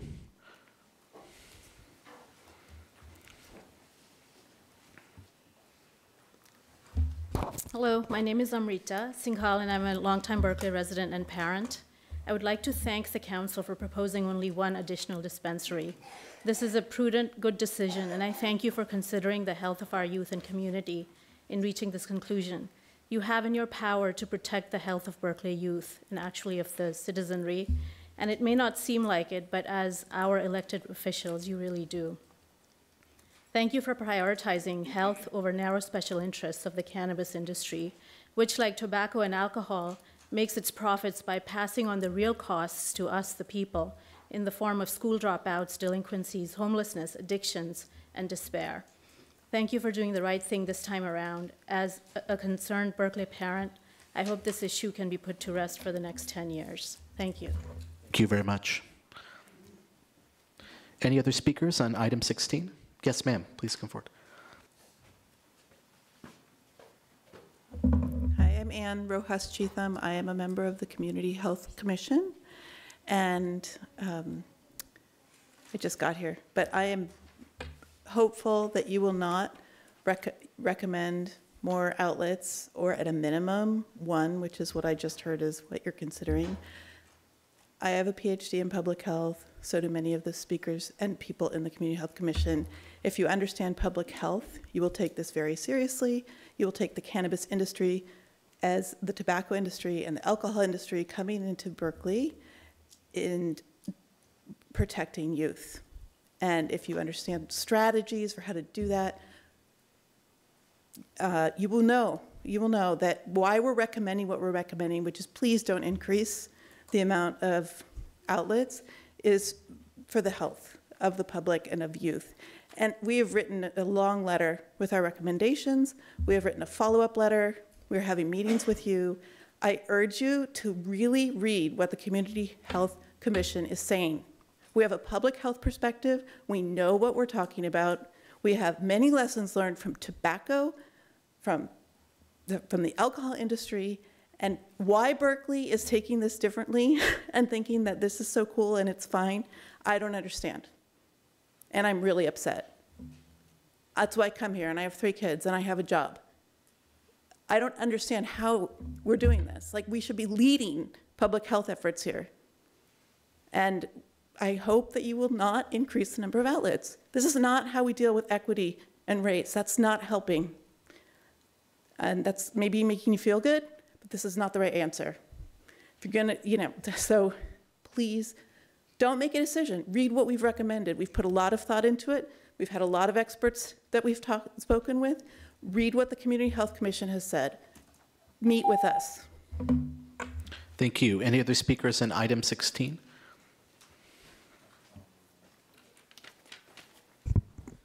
Good evening, City Council. My name is Daniel Cosmal. I am a proprietor and one of the founding members of Doc Greens. We are a manufacturer of cannabis products in Berkeley for the last, since 2010. We mainly produce, our flagship product was a topical lotion that's non-addictive, doesn't even get you high, just takes away pain. And I just would greatly urge the City Council to expand their definition of what they're considering to be a retail establishment to give license to. We would love to open a spa where people would have the ability to get a cannabis infused oil massage that does not get you high, but is very effective at helping relieve pain for people who are in pain, members of our community. We have all kinds of elderly folks in our community that have, over the years, been using our product and purchasing our products. And to get them products, we would technically have to be called a retail dispensary. Yet there are other retail sales in this industry that would very much benefit the over 65% of the people in Berkeley who have voted for cannabis liberalization measures in the past. Take West Hollywood as an example, please. There are 8 retail locations, licenses. There are also 8 consumption lounges. There are 8 delivery services, 8 medical dispensaries, and 8 edible cannabis locations. There are a lot of people in the industry that don't necessarily want to be a storefront dispensary like we see in Berkeley as our regular retail outlet. There are a lot of opportunities for this city to bring in more income and to help heal and relieve pain for people who, for cannabis is a medicine and a great help to their lives and help getting people off opioids. Thank you for your consideration, and I'll see you next time. Thank you. Are there any other speakers on item 16? Providing requested direction of the city manager and planning department on the number of cannabis retail establishments and the creation of a cannabis equity program. Anyone else wish to address that item?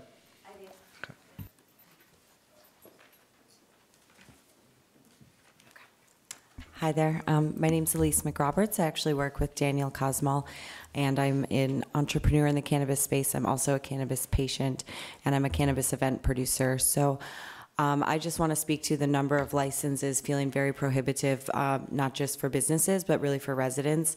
As Daniel said, we did some research and found out that West Hollywood designated 8 licenses in 5 different categories.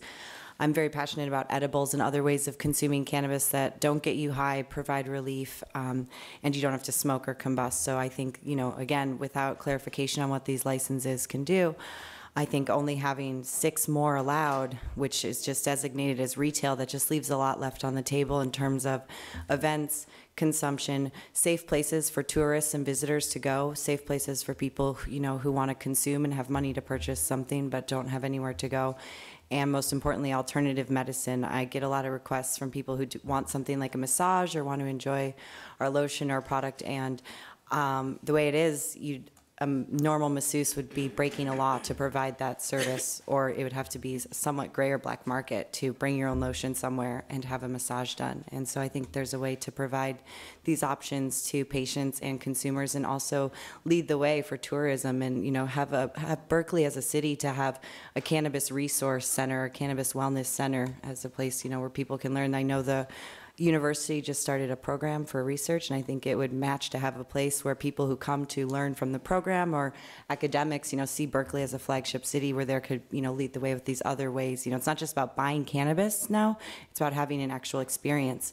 And that could be from having, an event space where a couple could have their wedding and have cannabis there, to having a cannabis painting class or dance class, massages. There's a whole world of cannabis out there that, again, doesn't have to get you high, but can just provide wellness and relief. So thank you for hearing me out.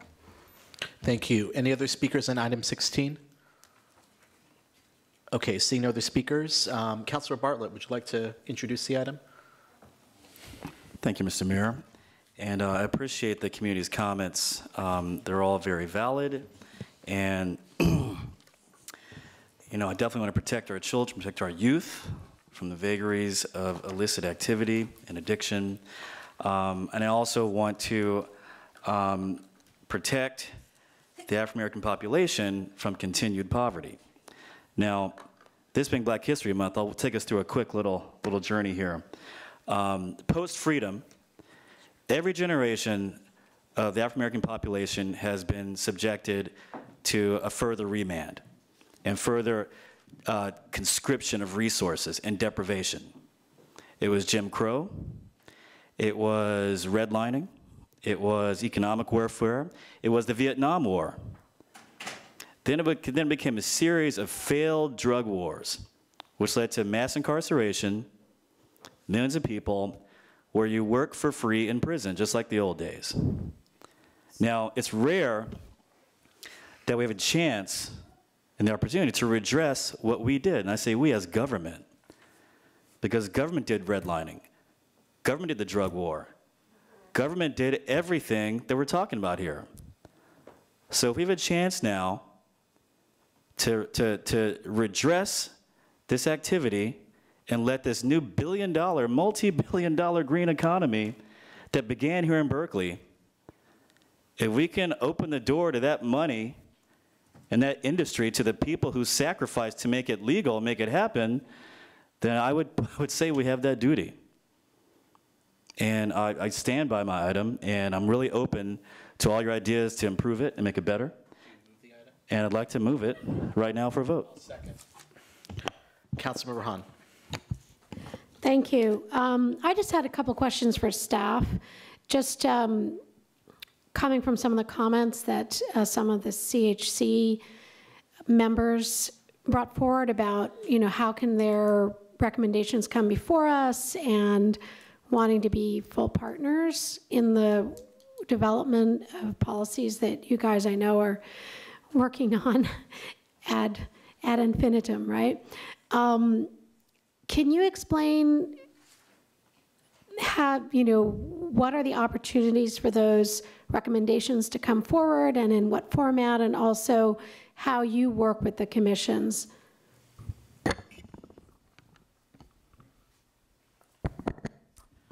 So currently we are working with 3 different commissions: the Cannabis Commission, the Community Health Commission, and then on zoning ordinances, the Planning Commission. So we have equity as part of about 8 items that are coming separately from the overall cannabis ordinance that will be before you in March. And all of these are going to go to those commissions. So we are developing staff recommendations, and we'll take those to all 3 of the commissions. Thank you. And in general, as you're developing things, policies are being vetted through the different commissions just on a regular basis? Yes, they are. So to give an example, with the latest nursery item that the council directed staff to move forward, that went to all 3 commissions and is now going to be before you in March, along with the other ordinance language. Okay. And one last question. So they were mentioning, it seemed like maybe there was something that they've already done that may have been not postured right or something and didn't end up on our agendas or something. Is there a better way that they could bring their recommendations forward so that they could come to us? I'm talking theoretically here because I'm not exactly sure what they were referring to, but it seemed like maybe there was a mismatch between what they are passing and putting forward and how you get something from a commission onto a council agenda. Sure. So they had a lot of recommendations that came to you directly at the October, I believe it was the October work session. The other commissions hadn't seen those. So that's also part of the information that's going to be going to the other commissions. It was a lot about labeling, packaging, things like that. Thank you very much. Oh, if I may also add just one other thing, we also have an internal multi-departmental staff working group that develops potential policies and helps vet them through the commissions, and our health officer and public health staff are also really key staff on that internal working group. Sounds great. It sounds like maybe there might be a disconnect. So I might just ask if you can maybe speak with the commission chair and make sure that they are fully understanding all their opportunities and you're understanding, or we, not you, are understanding the ways in which they are feeling like their voice isn't being heard. Just Absolutely. to straighten that out. We will do that. Yeah, thank you. I'll just note that at our discussion on October 9th, some of the elements of the commission's recommendations were things that council members expressed interest in having staff bring back as amendments. And so some of those things will be part of the package of municipal code amendments that we will be discussing on March 12th, I believe. Yes. Timothy? So March 12th is the public hearing, discussion and vote on a package of cannabis ordinance amendments and I'd imagine other municipal code amendments. What I would like to suggest is that their report, which came to us previously, and I think they made a PowerPoint presentation to the City Council at the October 9th meeting. It was a rather extensive presentation. That their report, their commission recommendations be included in the packet that comes to the council as part of that item, just so we have all the commission's recommendations before us. While we will be focusing specifically on these specific items, I think it's good to have that context. So want to respectfully request that. March 12th. That's when it's coming to council. Okay, thank you. Okay, thank you. Okay, Councilmember Harrison. Thank you very much. First of all, I am happy that we're moving slowly on adding equity applicants. I think it's really important to recognize that while there are public health issues associated with additional outlets, there are also public health benefits of legalization and carefully monitored outlets. I think we forget that it's the African American community that's most heavily impacted, not just by the war on drugs, but actually by drugs. And that it's important that we have safe, healthy outlets for people to purchase what is now a legal product. So I think being fearful of outlets is not helpful in one level, because I think outlets themselves are better than people buying things from the street. Having said that, I am really a little concerned about our lens in equity, I think, in two ways. One, I think we narrow it too much, as was referred to as some of the speakers, to those who have been arrested or impacted by the criminal justice system directly. What we know is that communities of color are impacted by the war on drugs were impacted by the war on drugs in many indirect ways. People who had relatives that might have been accused of drug crimes but had nothing to do with the drug industry and whose homes were taken from them in asset forfeiture were massively affected, and they were not arrested. People whose communities were impoverished by illegal drugs were massively affected, and they were not arrested. So I'm asking Councilmember Bartlett and the Planning Commission, when we look at this item as it comes back, to think of equity in a much, much bigger way. Part of that thinking of equity in a much bigger way, though, is following up on what the Public Health Commission had to say about the fact that the health impacts of drugs have been more heavily felt by minority communities, and it's something we need to recognize. I always wonder about whether this is the best vehicle for making up for the harms created by the war on drugs and the use of drugs. Is a cannabis outlet the best way to make up for that? Or should we be devoting more money to closing the educational divide, closing the health divide, focusing our efforts on those health issues that really divide our community, which we saw in the health impact report? So while I'm not against doing the equity applicants, and I'm very happy we're going to start with just one, I do think we just need to think more broadly about this whole issue. An entire community has been impacted by a set of policies, and we need to figure out how positively make up for that and not just in this narrow way. I don't want us to just go home at night and say, well, solve that problem. We have one equity applicant. That's not solving the problem. So I'm just pointing that out because I feel like even though I don't think people are promoting the equity applicants just to make themselves feel good, as someone said, I think there's a tendency to say that's an easy solution that we're done. And I don't think we're going to be done. I think we have to do a lot more in the community. So thank you. Councilmember Davila. Thank you. Yes, we do need to do more as far as equity in the community and change the whole behavior. But also, I just think that what Councilmember Brooks said needs to be weighted very heavily. And I just want to make sure that that will be, because race definitely is an issue and needs to be part of the equation. And yeah, I think also that, you know, there are all different ways to use cannabis, and, you know, we should maybe seriously think about how West Hollywood has determined their 8 times 5, because, you know, cannabis lotions are used by numerous people. It helps lots of patients with cancer. There's all kinds of ways that it's beneficial. So I think that we should take all that into consideration. Yeah, thank you. Thank you. Councilmember Kesarwani. Yes, thank you very much, Mr. Mayor. I just wanted to get some clarity on how you're intending to come back to us with this equity program. I know you talked about consulting with other commissions. I believe that was more in relation to the March meeting.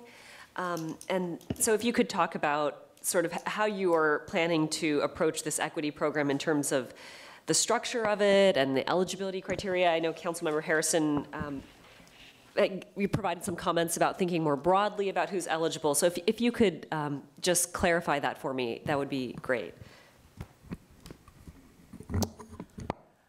So we're going to be treating equity like the other issues and bringing it to the various commissions. We have been discussing it in staff, on a staff level, and coming up with different alternatives in terms of, you know, what is an equity candidate, what could the equity process look like, and other issues such as that. This is something that we did discuss with the Cannabis Commission over a year ago, so we did get their feedback, and we now need to bring it to the Community Health Commission to get theirs as well.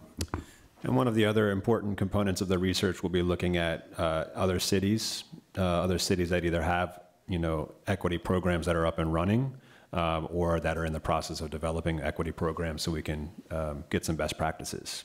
And we'll bring that research back to you with some options to consider.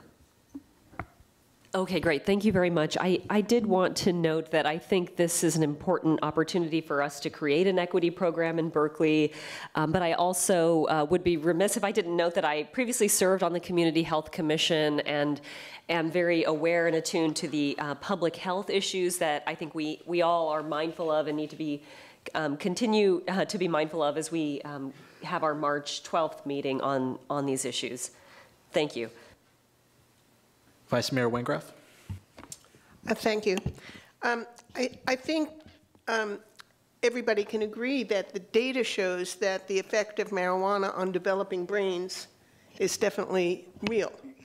And I think as we move forward, what we should really be concerned about is how the dispensaries are run and who they're serving, and making sure that we have things in place to make sure that they're not serving youth, and that if they are, that we take some action to close them down. It's not okay with me to have youth accessing marijuana. I know they can get it on the black market. I know they can get it in the park behind City Hall.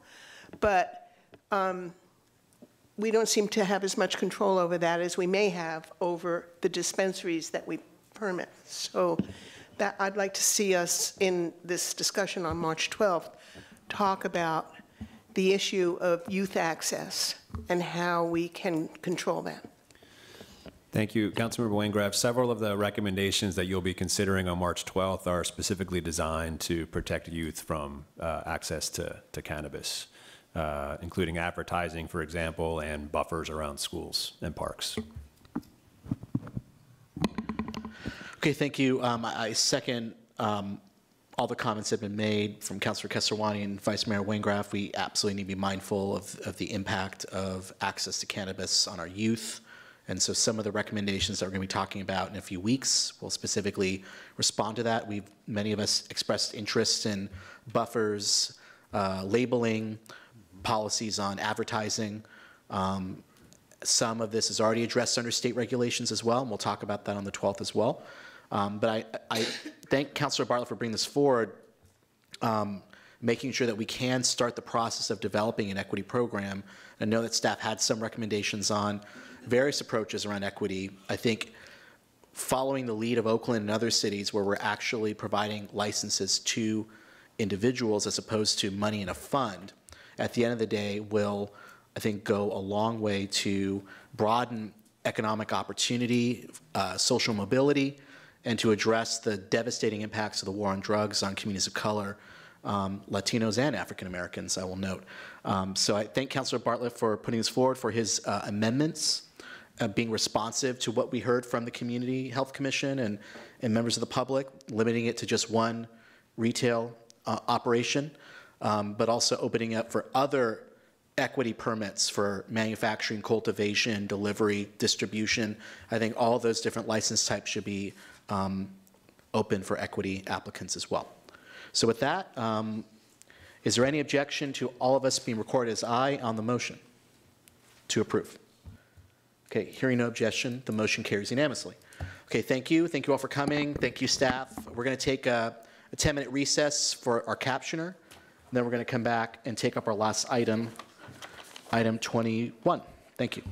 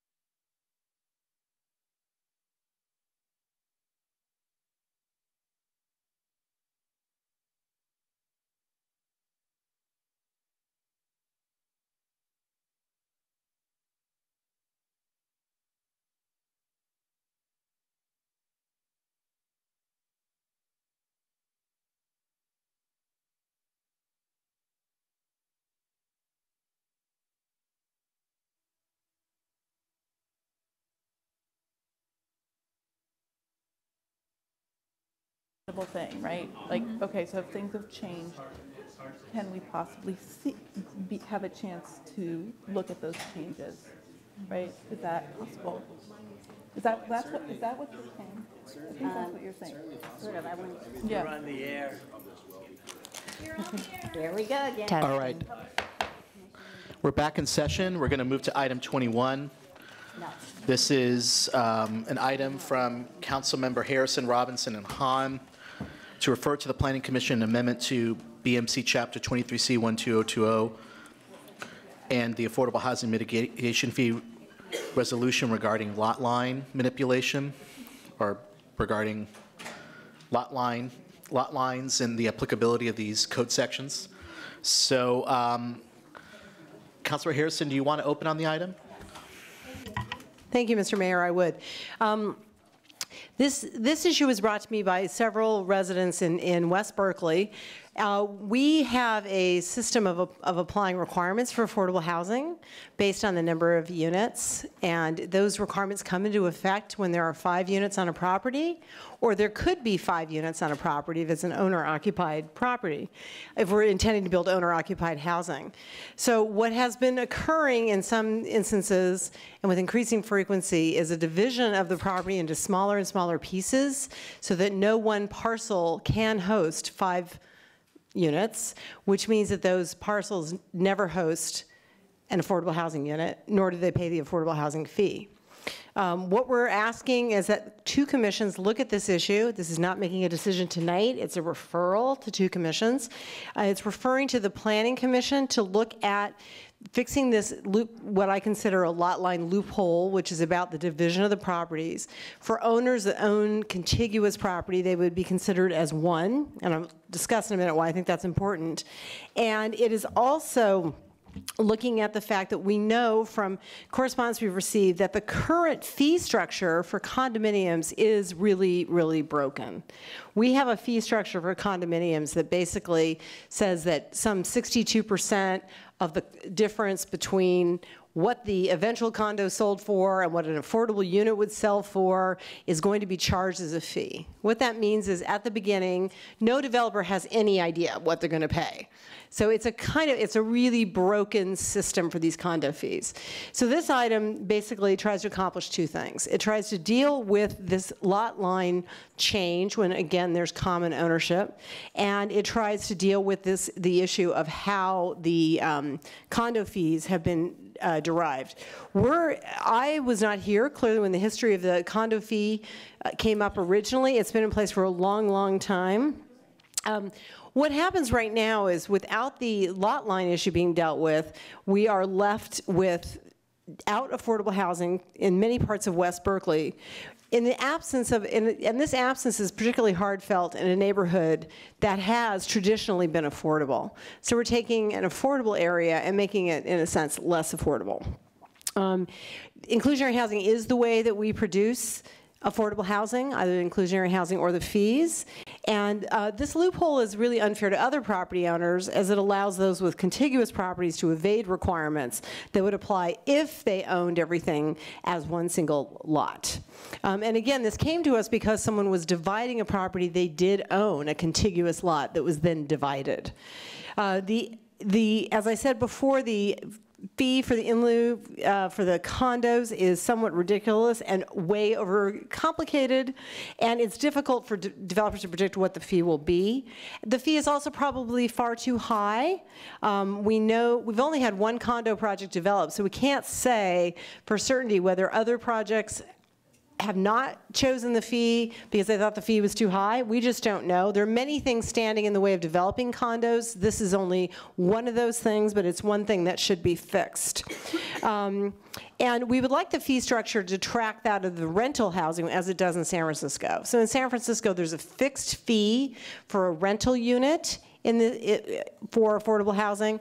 We would like to look towards something that would promote home ownership by creating a fixed fee for owner-occupied affordable units that would be in some relationship to the rental fees, possibly higher as it is in San Francisco, but again would be fixed so there'd be more predictability and more fairness.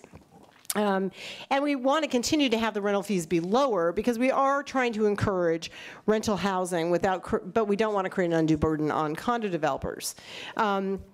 We have made some changes in Supplemental 3, which we've handed out. I believe I have to ask my colleagues whether they'll accept the document. Yes, I believe this is a revision that was not in the supplemental packet. So are you moving to accept this for consideration this evening? Yes, I am. Is there a second? I'll second. Seconded by Councilor Davila. Let's call the roll on accepting this material, which everyone should receive a copy of. It has yellow highlighted portions for consideration this evening. Can I say a little bit about what the change is before we No, let's do it after we Okay. accept it, because Great. technically it's not before us until we accept Great. it. Councilmember Kesarwani? Yes. Davila? Yes. Bartlett? Yes. Harrison? Yes. Hahn? Yes. Wengraf? No. Robinson? Yes. Drosty? Abstain. Mayor Argy? Yes. Motion carries. Councilor Harrison? Yeah, we added some additional language in this supplemental for the following reasons.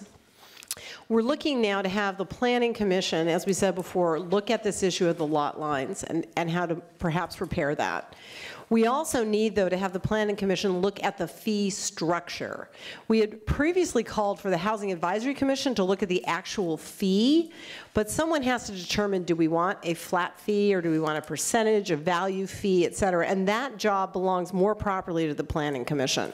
So we amended the item to do that. We also amended the item to say that if, in fact, the Planning Commission were to come forth with a flat fee structure and the Housing Advisory Commission had not yet done its work to look at what that fee might be, that any developer that comes forth after that point, because people pay on occupancy rather than when they're starting the project, could determine which formula they wanted to use. In other words, if there is a gap in the time for completing the formula, the developer would be able to choose which formula they wanted at that point. So those are the changes we made in the last round in order to be more fair to the developers, so they would have a chance to catch up with this new fee structure we hope the HAC will develop, or fee level, I should say. Okay, thank you. Vice Mayor Wengraf. Thank you. Thank you very much. The reason I voted no on the supplemental is because this is actually a very complex issue, and getting it right here, right before we vote, really doesn't give me an opportunity to absorb and integrate what you're trying to do here. So I know yesterday was a holiday, but we didn't get the supplemental until this afternoon, and now we're getting the supplemental, you know, at whatever, 9 o'clock at night, whatever. Right. So anyway, but let me continue. That's why I voted no. But I do appreciate your amendments to the item. Right, thank you. A little bit of housekeeping. In the body of the item, you refer to owner-occupied projects. That is not what you are talking about. You were talking about condominiums. It doesn't matter who occupies the unit, it matters who owns the unit. So owner-occupied appears many times throughout the document, and it should be replaced with ownership. So ownership units. Ownership units, yes. Okay. Okay, second housekeeping item. Environmental sustainability, it says increasing the supply of affordable housing in Berkeley may limit commute times and thus greenhouse gas emissions. Well, increasing the supply of housing, all housing, will do that. I mean, I know that we all want more affordable housing, but just to say that only affordable housing will do that, I think is not quite accurate. Then, in the ordinance language itself, on page 3 of 6, there's a reference in C to avenues plan area. To my knowledge, having served on the Planning Commission for 16 years, and then as a council aide for an additional 16 years, I'm not aware of anything called the avenues plan area. So that was actually a special section of the inclusionary ordinance that was adopted in the mid-90s. and it actually sunsetted in '96. Okay. So Okay, thank you. the inclusionary ordinance includes all this language that's kind of obsolete, and at some point we need to kind of clean up So, our I mean, as long inclusionary- as we're sending this to the Planning Commission, I think it should be cleaned up because the reference really is meaningless. Okay. And then, my other concern with this item is that you make an assumption that we have a policy that we favor building rental housing over ownership housing. You just said that in your explanation of the supplemental. And I don't believe this council has ever set forth that policy. And I object to it because I actually think that condominium ownership is, as we address this issue of the missing middle, which everybody is now talking about, that condominium ownership is an entry into ownership opportunities. And I would like to actually have this discussion about how we can encourage entry-level ownership opportunities rather than make the assumption that we want to discourage it. So I think that this is actually a complex issue. It has come to our attention because of the lot line adjustment issue. But the larger issue is, do we want to see more condos built in Berkeley? Because very, very few have been built in the last 10 years. And there's a reason why. And we need to dig down and figure that out and remedy it if it is the policy of this council that we want to encourage entry-level ownership. So I would like to suggest that this item go to the Land Use Policy Committee because all of these issues are really quite significant and important.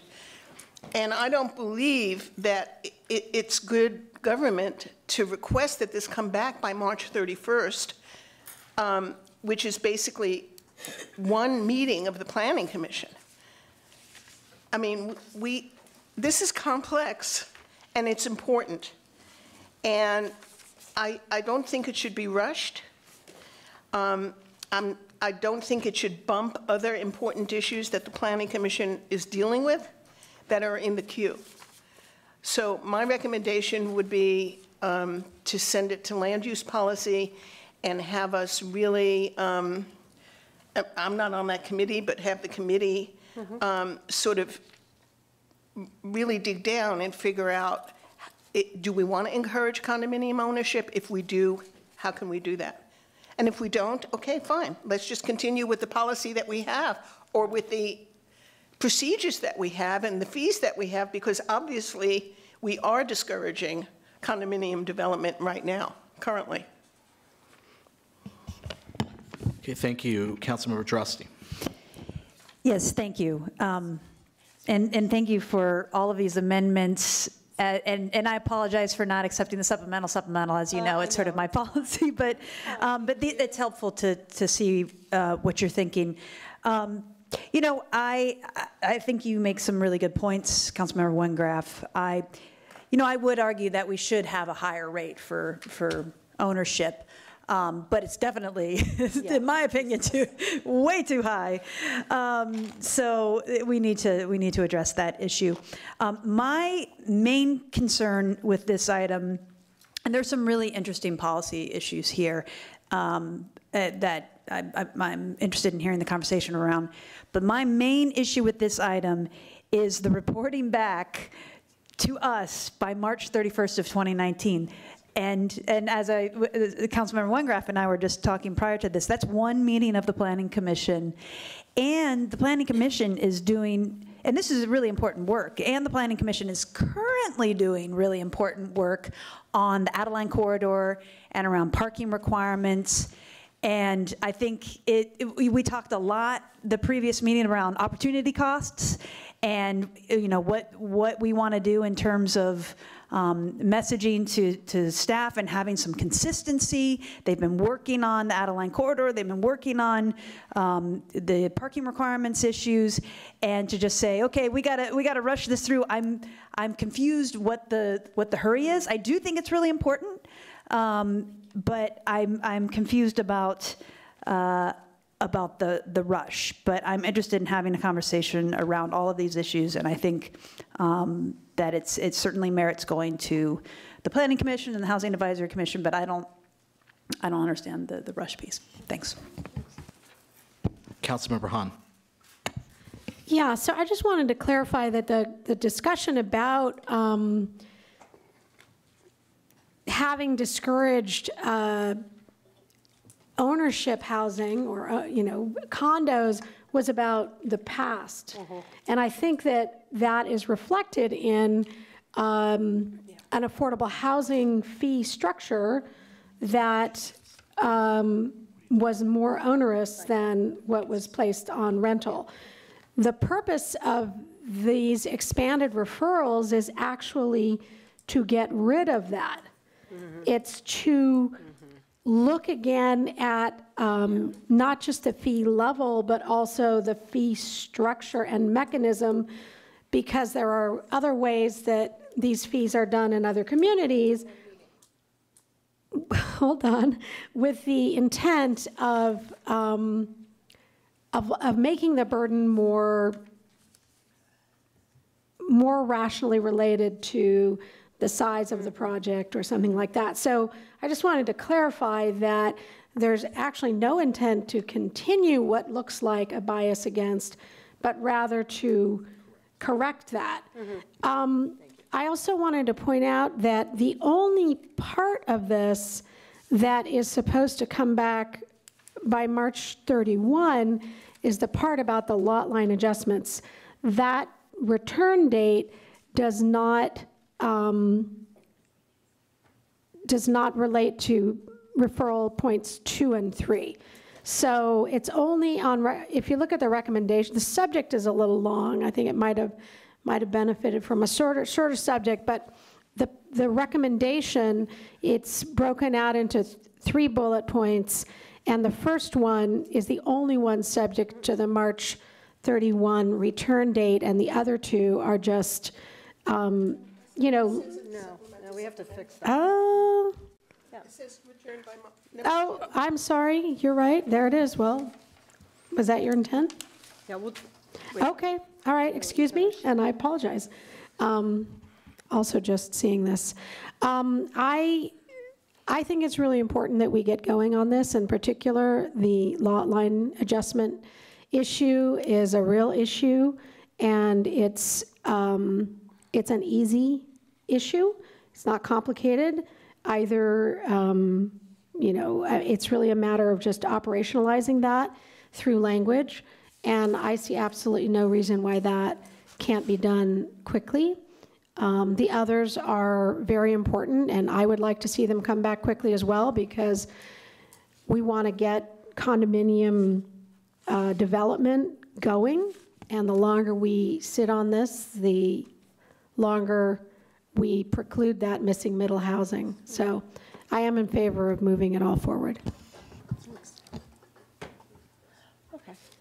Okay, Councilmember Harrison, are you next? Did you want to speak? Yeah, I wanted to follow up on a couple. Okay. I wanted to follow up on a couple of comments. Harrison, Kesarwani, and Wainwright. Right, thank you. I want to follow up on a couple of comments. First of all, I wanted to say, when you first began, you indicated, Councilmember Wengraf, that we had to clarify that these are not owner-occupied, but ownership units. And I think we think of condos and single-family homes in a very particular way that comes out of our tradition, which is that they'll be occupied by families. But they won't necessarily. 15% of the homes in the East Bay have been purchased by banks since the financial collapse in 2008. These are rental properties that have an ownership structure. So I don't want to over-romanticize condos, is what I'm saying. I would love to find a way to do the missing middle piece and figure out how to make sure it's actual people that are buying these and not just companies that are then renting them to tenants. Because if we want to tackle that, we have to really tackle that issue.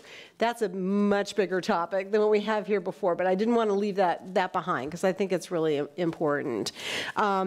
Also, the issue in terms of the environmental sustainability, I agree with you that all housing helps with the environment, but in particular, we know from studies that lower income people have to travel further for work and that they tend to drive more because of that, and having them close to job centers is really important. There are tenants living in many of these places. So again, we're imagining a world of a flat, nothing there right now. And that's not the world we have. We have a world where someone's coming to redevelop where there are tenants right now. So those lower income tenants will be displaced. That may be okay. We may want some of this development, but we are displacing those people to live somewhere else. And they're going to have to get back here somehow. They have kids here, they have, so I just think it's not as simple as just building housing always produces. It depends who's there right now, basically. Always produces the same climate impact. In terms of the date, I really agree that I'm interested in item 1 coming back quickly. I thought of item 2 as being fairly straightforward. I'm sort of prejudging the answer here a little bit when I say that, because I think we do need to have a flat fee and not a weird ratio of your sales price to what it might have been, and who the heck knows what that is. So I thought of those two as being more straightforward. Item 3 does not have a date attached to it, the actual fee structure.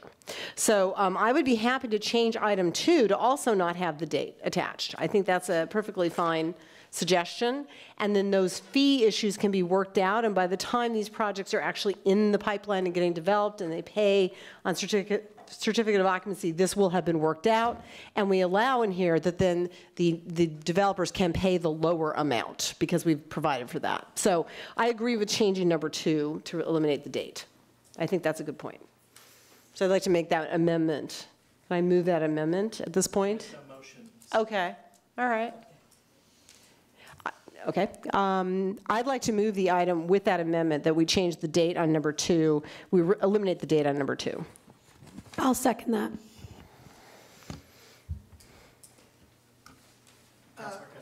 Councilmember Caruana. Thank you very much, and appreciate the amendments to this item, acknowledging that the fee is actually a really big component of this. I think in the research that I did on this issue, it does seem like I think it's clear that the affordable housing mitigation fee for condos is broken. I want to align myself with what Councilmember Wengraf said on that. And it appears to me, and I think when you mentioned West Berkeley, I believe that this is happening in District 1, where we have a developer who is resorting to this lot line manipulation. Oh, sorry.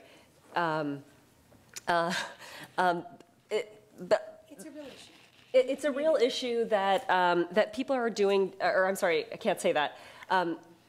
Okay, it's a real issue, and it makes it very difficult for projects to pencil as a result of the affordable housing mitigation fee that we have for condos. My understanding is over the last 10 years, there have been almost no affordable housing mitigation fees associated with condo development, and I think it's really important that we reassess this fee level. And we use data and information to do it. And I understand that we have this development fee feasibility tool that has been created. And so I actually had a question for you, Mr. Burrows, on whether that tool could be applied to condos so that we would be able to use that information to assess what an appropriate fee level would be. Hi, yes. We do have a consultant, Street Level Advisors, who's developed a sort of a draft tool that helps us analyze the feasibility of kind of a range of development scenarios based on all of the cost of a development project and all of the benefits, the revenues associated with the project. And that tool is something that we could use as we work this item through the Planning Commission. with advice from our consultant to get a sense of impact on fees, impact of fees on development. Okay. And then how, I know there's this discussion of this date. I appreciate Councilmember Harrison is saying she would remove, put forward an amendment to remove the date for considering a new fee. Is it, the new fee structure, is it your understanding, Mr. Burrows, that we would need to, well, I don't know if you can answer the question I was going to put forward, but it seems to me that item 1 and item 2 are very closely tied together. Is it possible to just look at issue 1, and would it be feasible to, for the Planning Commission to do that by March 31st with just one meeting? Well, our next Planning Commission meeting is on March 6th. And so I think we would need some additional, I'll turn it over to Dee, but I think we'd need some additional direction from City Council on timing. So we absolutely think we want to make sure that we afford optimal time to review. It's very complex. We do believe that it would definitely require more time. We can certainly leave it as a short-term referral. We'll do our best to get it back, should council so recommend, but March 31st is an unrealistic date. The Planning Commission would likely need to meet at least 2 times, and then you would still have a 30 days after that. You have 2 readings, and then 30 days after that for it to be approved by the council, after council decision. So we're talking about some time, and I just think it just requires the time to review. I have a suggestion on that, but I'll wait till I speak. Okay, and the other point I wanted to make, I also read this as sort of prioritizing a lower fee for rental housing, and I think it's worth having that conversation about, whether it's important to us as a council to create ownership opportunities with condos in sort of how we think about the fee structure and the fee level for this. And then the final thing I'll say is that it is my feeling that, considerations of the lot lines and how those are applied, as well as the fee level, should be thought of together, and that both components of this should go to the Land Use Policy Committee. Okay. Thank you, that's all. Thank you. Councilor Wengraf, fell off the queue. She was next. Can I go before you? Because I haven't spoken, and you've already spoken. The parliamentarians, we're going to get to public comment soon. The parliamentarian's not working properly, so we'll have to, city clerk stuff. All right, please, let's have some order. So I haven't spoken, I'd like to speak, then we'll go to Wengraf, then we'll go to Hahn, then we'll go to Droste. So my suggestion on the timing is that that this would come back no later than April 30th, and that would, I think, still afford adequate time at the Planning Commission to discuss this, to have this be calendared at council, and council to vote on an ordinance just for number 1. I think number 1 is pretty, I actually think it's a pretty straightforward issue. And in fact, there's language that Councilman Harrison's even drafted that staff can work from to develop a draft ordinance to bring to the Planning Commission. So I appreciate the effort that's already gone into coming up with something that our city attorney and land use staff can work from to come up with a final ordinance. I've spoken to the chair of the Planning Commission, and she is amenable to trying to expedite this at the Planning Commission, obviously working in coordination with staff. So I've already reached out to her and discussed this matter with her, and she is amenable to that as well. Vice Mayor Wengraf. Thank you. So I would like to ask Mr. Burrows, what will be bumped if the Planning Commission takes this up immediately? Well, I can tell you what's on the next couple of Planning Commission agendas. Yeah. And then we'd have to figure it out from there. The March 6th agenda is currently scheduled to be a number of presentations on the draft Adeline Corridor plan, prepping the Planning Commission to review that full draft plan. So that meeting is currently dedicated to that. And then the next meeting in April is dedicated to a second meeting on the parking policy considerations that the Planning Commissions took up earlier this month, looking at parking standards based on a referral from council from 2017. Yeah. So there are items that are already on the agenda, and so that's something that I think we would need some direction from council. On the hack agenda, are you familiar with that? I do not know what's on their agenda. Yeah. All right. Well, for the sake of the listening audience and the people in the audience here who may not understand or who may need more information, the reason why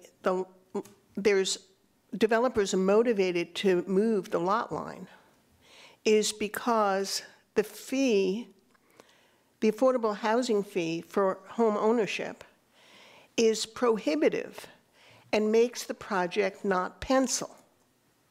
So I agree with Councilmember Kersawani that you can't really talk about the regulation without taking into consideration the fee. Because if the fee is reasonable, the lot line is not going to happen. The reason why the lot line adjustment is happening is because the fee is unreasonable and obstructs the project. So I really think people need to understand why we're seeing this, and I'm not aware that it's a big problem. I can't remember us approving a lot line adjustment, many lot line adjustments. I can remember maybe one or two. I cannot remember many, and I don't think it's an epidemic. So I don't feel like it's time critical or an emergency. And I think if we deal with the fee issue, we're going to see the problem go away, because the whole thing is motivated by an unreasonable fee. So I think if you make a regulation that you can't do it, basically, first of all, you leave the development community out there with total uncertainty. And one thing I learned over the years is that developers want certainty. Well, they're not going to have any certainty, because there's no time when the Planning Commission and the HAC come back with a recommendation. So their development plans will all be up in the air. And time is money. They have the land, they're paying on the land, and we're going to lose. We're putting ourselves in a position where we may lose what I consider to be really good infill projects that are compatible with neighborhood scale. That's what we're talking about. We're talking about 5 and 6 condominiums being built in neighborhoods. We're not talking about skyscrapers. We're not talking about buildings of 180 feet. We're talking about little infill projects. So I think the council I don't understand what the motivation is for rushing this. I think it's a very significant issue. And I think it should be really thoughtfully considered as part of what our housing policy is. So, Councilor Hahn, before I go to you, I just want to add a couple of friendly amendments to the motion. One, that we amend the date under number 1 to request that the Commission's recommendations come back to the Council no later than April 30th, 2019. Is that acceptable to both the maker and the seconder? Thank you. And then I also would like to make clear, as part of the direction to the Planning Commission, the language on the back, that last paragraph before fiscal impacts of recommendations. It says, in this instance, those projects, talking about giving builders the option to pay the new fee or the old fee, that we look at including in the direction language that allows the flexibility for the applicant to elect which fee to pay, because this fee would not be due until certificate of occupancy. So there would still be some time at which time they would need to pay the fee. At that time, I believe we will have adopted a much lower fee requirement, and so the applicant should have the option of paying of being able to pay that lower fee, similar to what was done with the affordable housing mitigation fee, where there was a grandfathering in.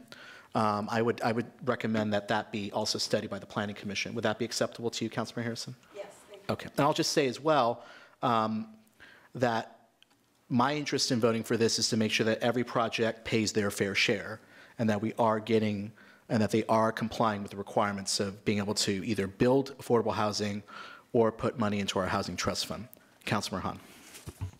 Thank you. Yeah, I feel very strongly. I cannot condone evasion of our rules. Our rules are rules. It's not up to individual applicants, or not. It's not just in the development field. I mean, it's not up to members of the community to decide, well, there's a rule that we don't think is right, and so we're going to game it and we're going to evade it, and that's okay. And I think for us to even suggest that we might condone that kind of evasion and deception and manipulation is a really dangerous precedent for us to set. Quite frankly, most of the developers that are active in this community have been here for a long time and have had many projects before council, before ZAB, and they know us. And even if they don't know us, our phone numbers and our emails are published, and if they want to ask for a meeting with a council member or the mayor to talk about changes to our code that they think we should consider because they have unintended consequences, or maybe they made sense at one time and they don't make sense any longer, the proper way to deal with that is to come to us. We are here, we are reasonable, we are very interested in land use, we are available to come up with good solutions. But until we have that new solution, the rule is a rule. And I really think that the practice of trying to get around our rules absolutely must be stopped. And I think this is very important for us to do this. There is no reason for people to be deciding on their own what rules they think they should follow. So I think it's really important for us to pass this tonight, send a clear message.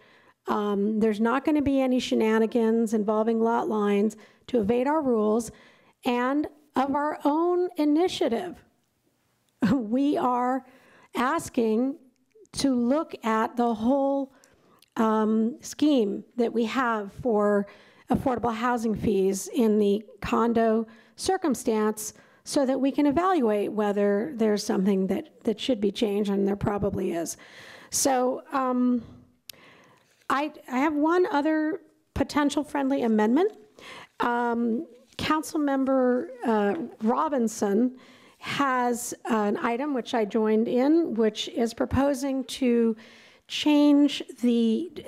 consider changing the affordable housing fee on rental housing from a per unit to a per square foot basis. And here we're only asking for staff to consider a flat per unit fee. I wonder if we might say per unit or per square foot, so that that innovative idea is reflected here in what the Planning Commission would consider. You're not recognized. Okay, but it wasn't agenda. You can press your button to.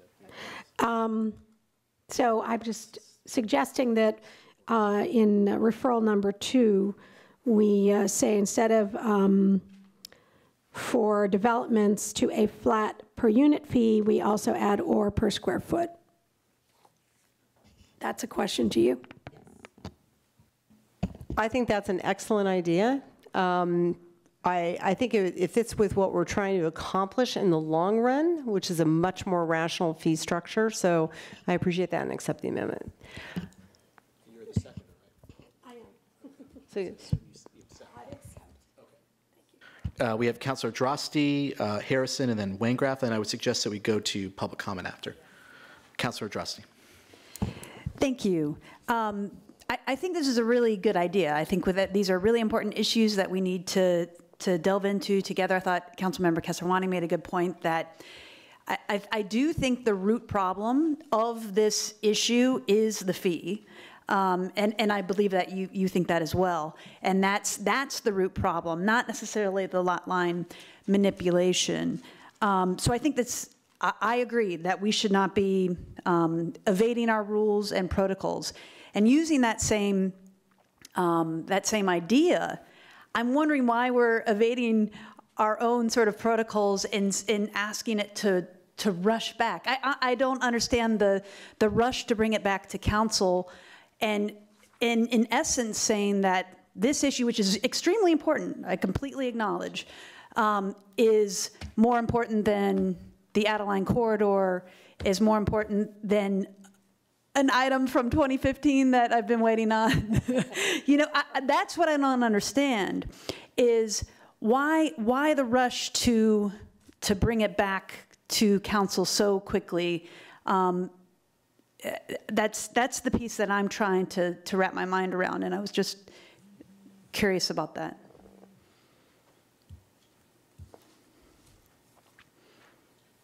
I can speak for myself that I feel that this is a relatively simple amendment. There's already draft language that's been provided by the author that our staff can work from.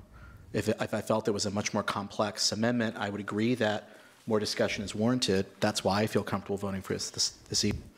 Okay, so I am completely in favor of the concept of this item. I guess then I would just ask if you are amenable to removing the piece around the date, because in my mind, this issue, in my time on council, I only ever recall it, I rarely recall this being a widespread issue. And I think, you know, the Adeline corridor plan affects a lot more people. Parking requirements to incentivize affordable housing affects a lot more people. I was wondering if you would be amenable to severing the date in bringing it back, or removing it, I guess I should say. Yeah. I want to ask the planning director a question, okay, if I might. Sure. There was a question earlier about that this had not been seen a lot by the council. We don't make lot line adjustments. Those are made by staff. So that's a ministerial. I'm sorry, what did you say? Lot line adjustments are ministerial by the Public Works Department. So just point of clarification. Could you repeat that, Mr. Burrows? I didn't hear you. Lot line adjustments are ministerial, approved by? Public Works Department. Thank you. So I guess since I still have the floor, so is this? I mean, I guess I'm curious. I should rephrase then. I'm aware of it coming to council or having to be an issue to council one time, but is it a widespread issue that I'm unaware of, or is this happening a lot? I don't know the answer to that question. I Okay. I don't have an answer for that. I'm not aware of how widespread it is, especially given my limited time in this role. I'm not clear on how widespread of an issue it is. Okay. Yeah. Okay.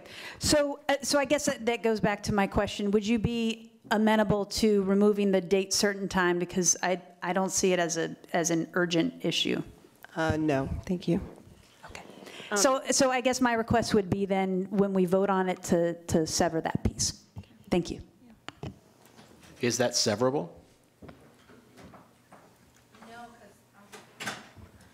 I don't think it's severable because it has to stand on its own. It has to stand on its own. Yeah.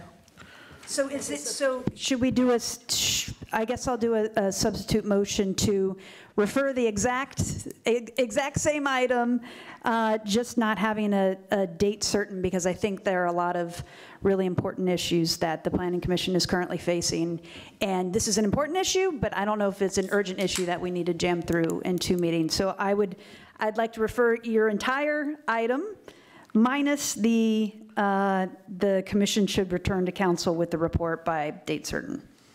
Second. Okay, seconded by Vice Mayor Waingraff. Anything else, Councilor Drossi? Nope, that's it. Okay. Councilmember Harrison and then Waingraff.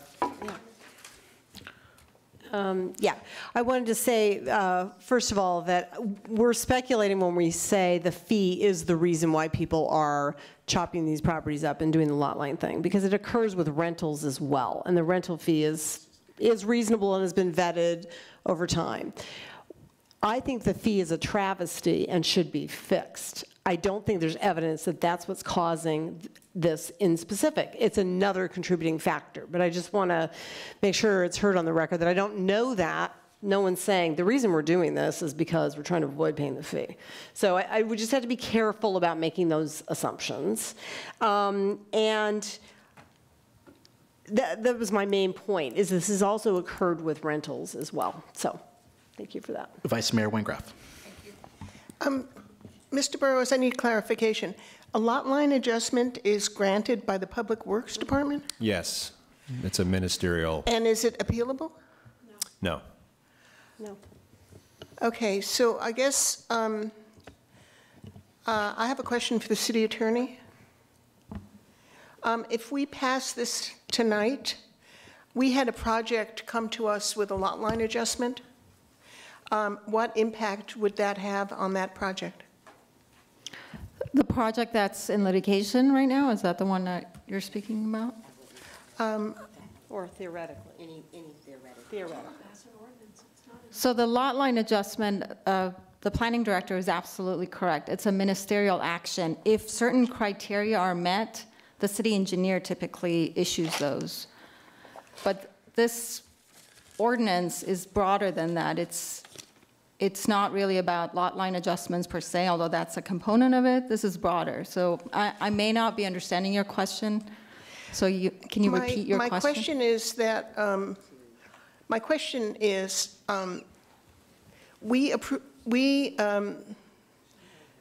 believe we approved a project that's under appeal, that will be appealed, that involved a lot line adjustment. And my question is, if we change the rules, what is the implication for that project? So if you pass an ordinance that changes well, first of all, the lot line adjustment itself won't be impacted because that's a decision that's ministerial and the city engineer has already issued that.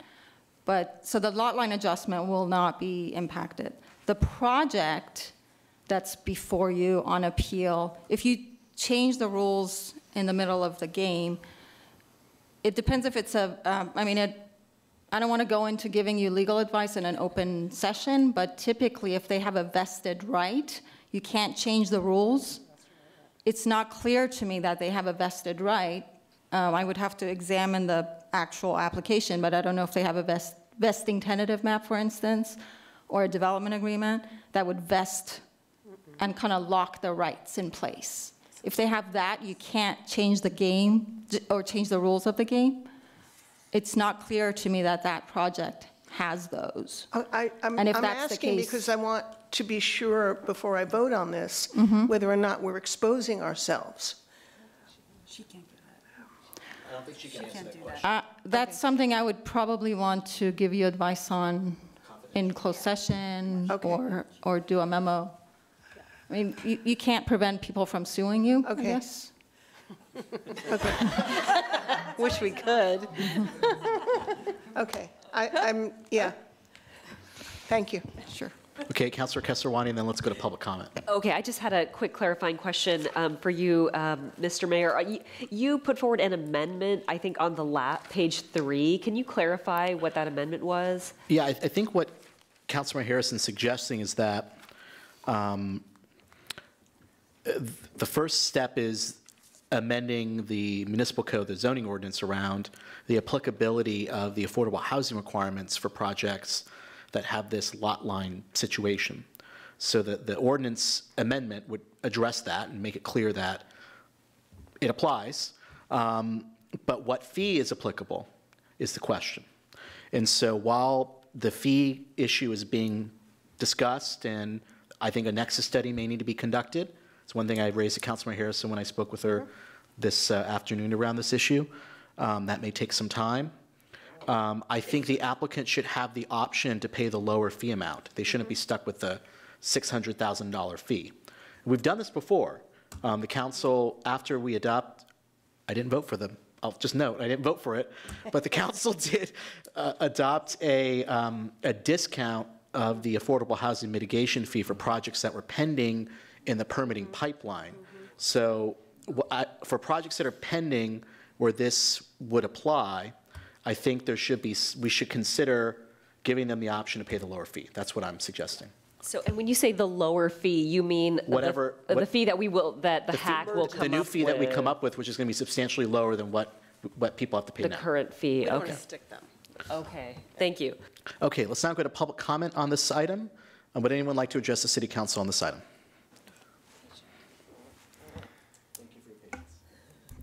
Sure, I found it fascinating. I actually think it'd be great if we heard more public comment before, or comment from the council before public comment. I also think that there's a lot of resources. My name is Jeffrey Spahn. I'm the co-chair of the Ocean View Neighborhood Council. This particular issue will happen all over the city of Berkeley, just to be clear. But I think the reason why it's in front of you is because this is a precedent-setting issue in my neighborhood. So it's affecting me and 37 other people that are in our neighborhood. I'm here tonight to represent those people and to suggest that you move this issue to the planning department, because that's where the talents are to really understand these issues, which many of you have acknowledged are very, very complex. We've been working on this issue for a year and a half in our neighborhood. And what happens in our neighborhood, just to give you an example, is that the ball keeps moving. So when people have mentioned gamesmanship of the affordable housing requirements, the developer in this particular instance is simply moving the ball. And it's making it very complex for all of us to even understand how to proceed. So with the vote tonight, I would ask that you send this to the planning department, because those are the talented people to actually understand this issue. But I would also request that then our neighborhood councils have an opportunity to share our voices with the planning department in that process. That's what we're requesting tonight. And to just address the last issue about the date and the urgency, which is a fair question. There are many priorities in the city. The reason why this is urgent in our neighborhood is because if this is not addressed, then it will radically change our neighborhood. And just to address misinformation, Councilwoman Weingraf, this is not about, I appreciate that. This is not about 5 or 6 condominiums in our neighborhood.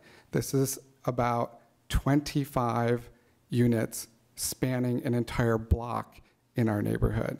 It is very significant, and there are currently applications in review that if this is not clarified by the Planning Commission, then there is still an open question as to how our neighborhood will look in literally a month.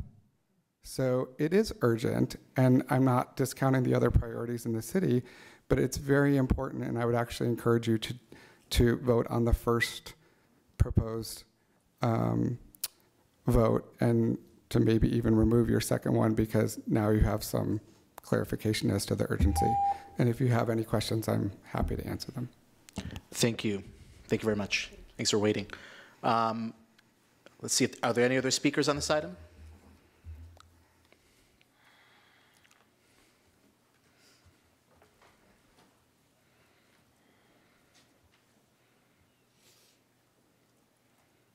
Kelly Hammergren.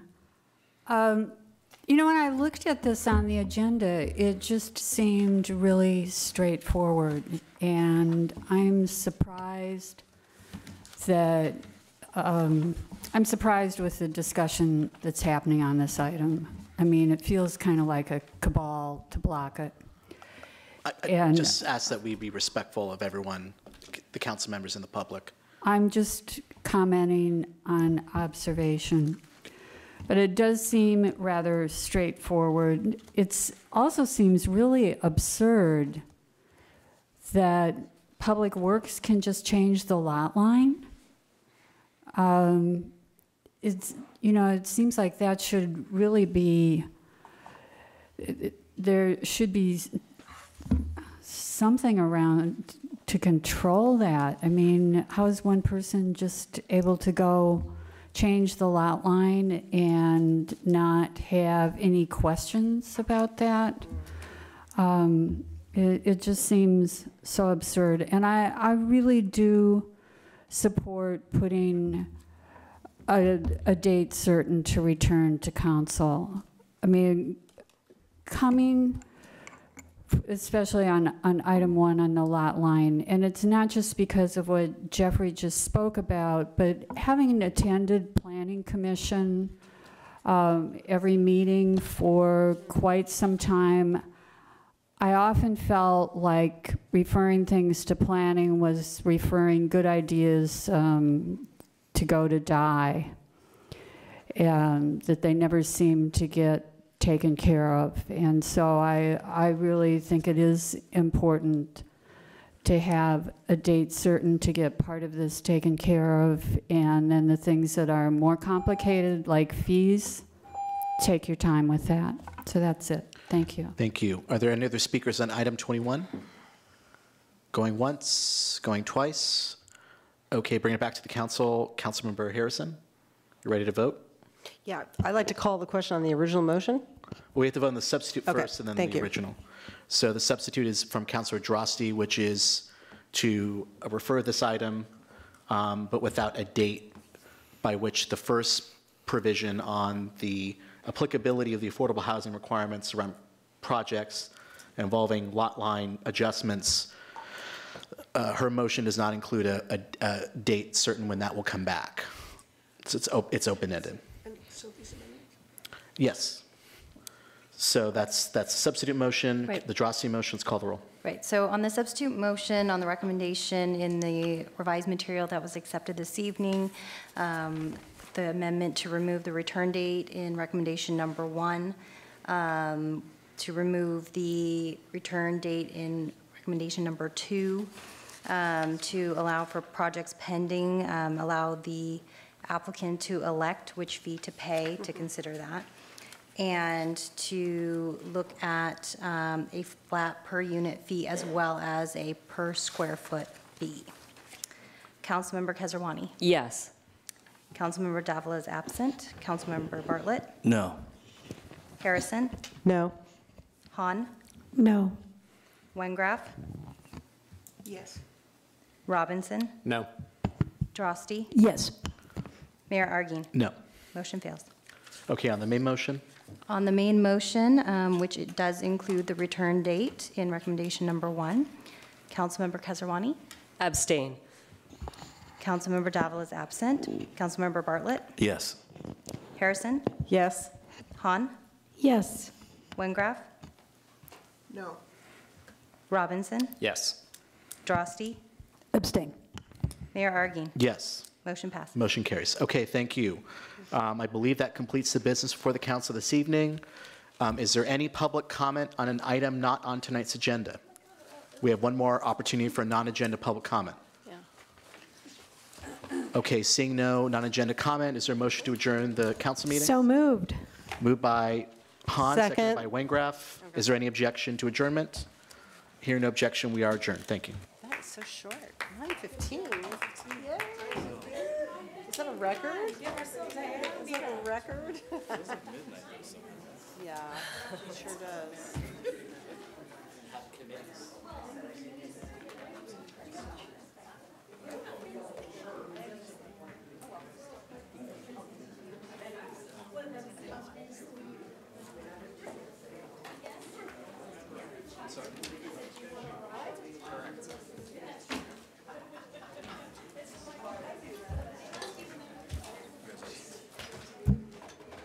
Oh, I'm sorry, that's yours.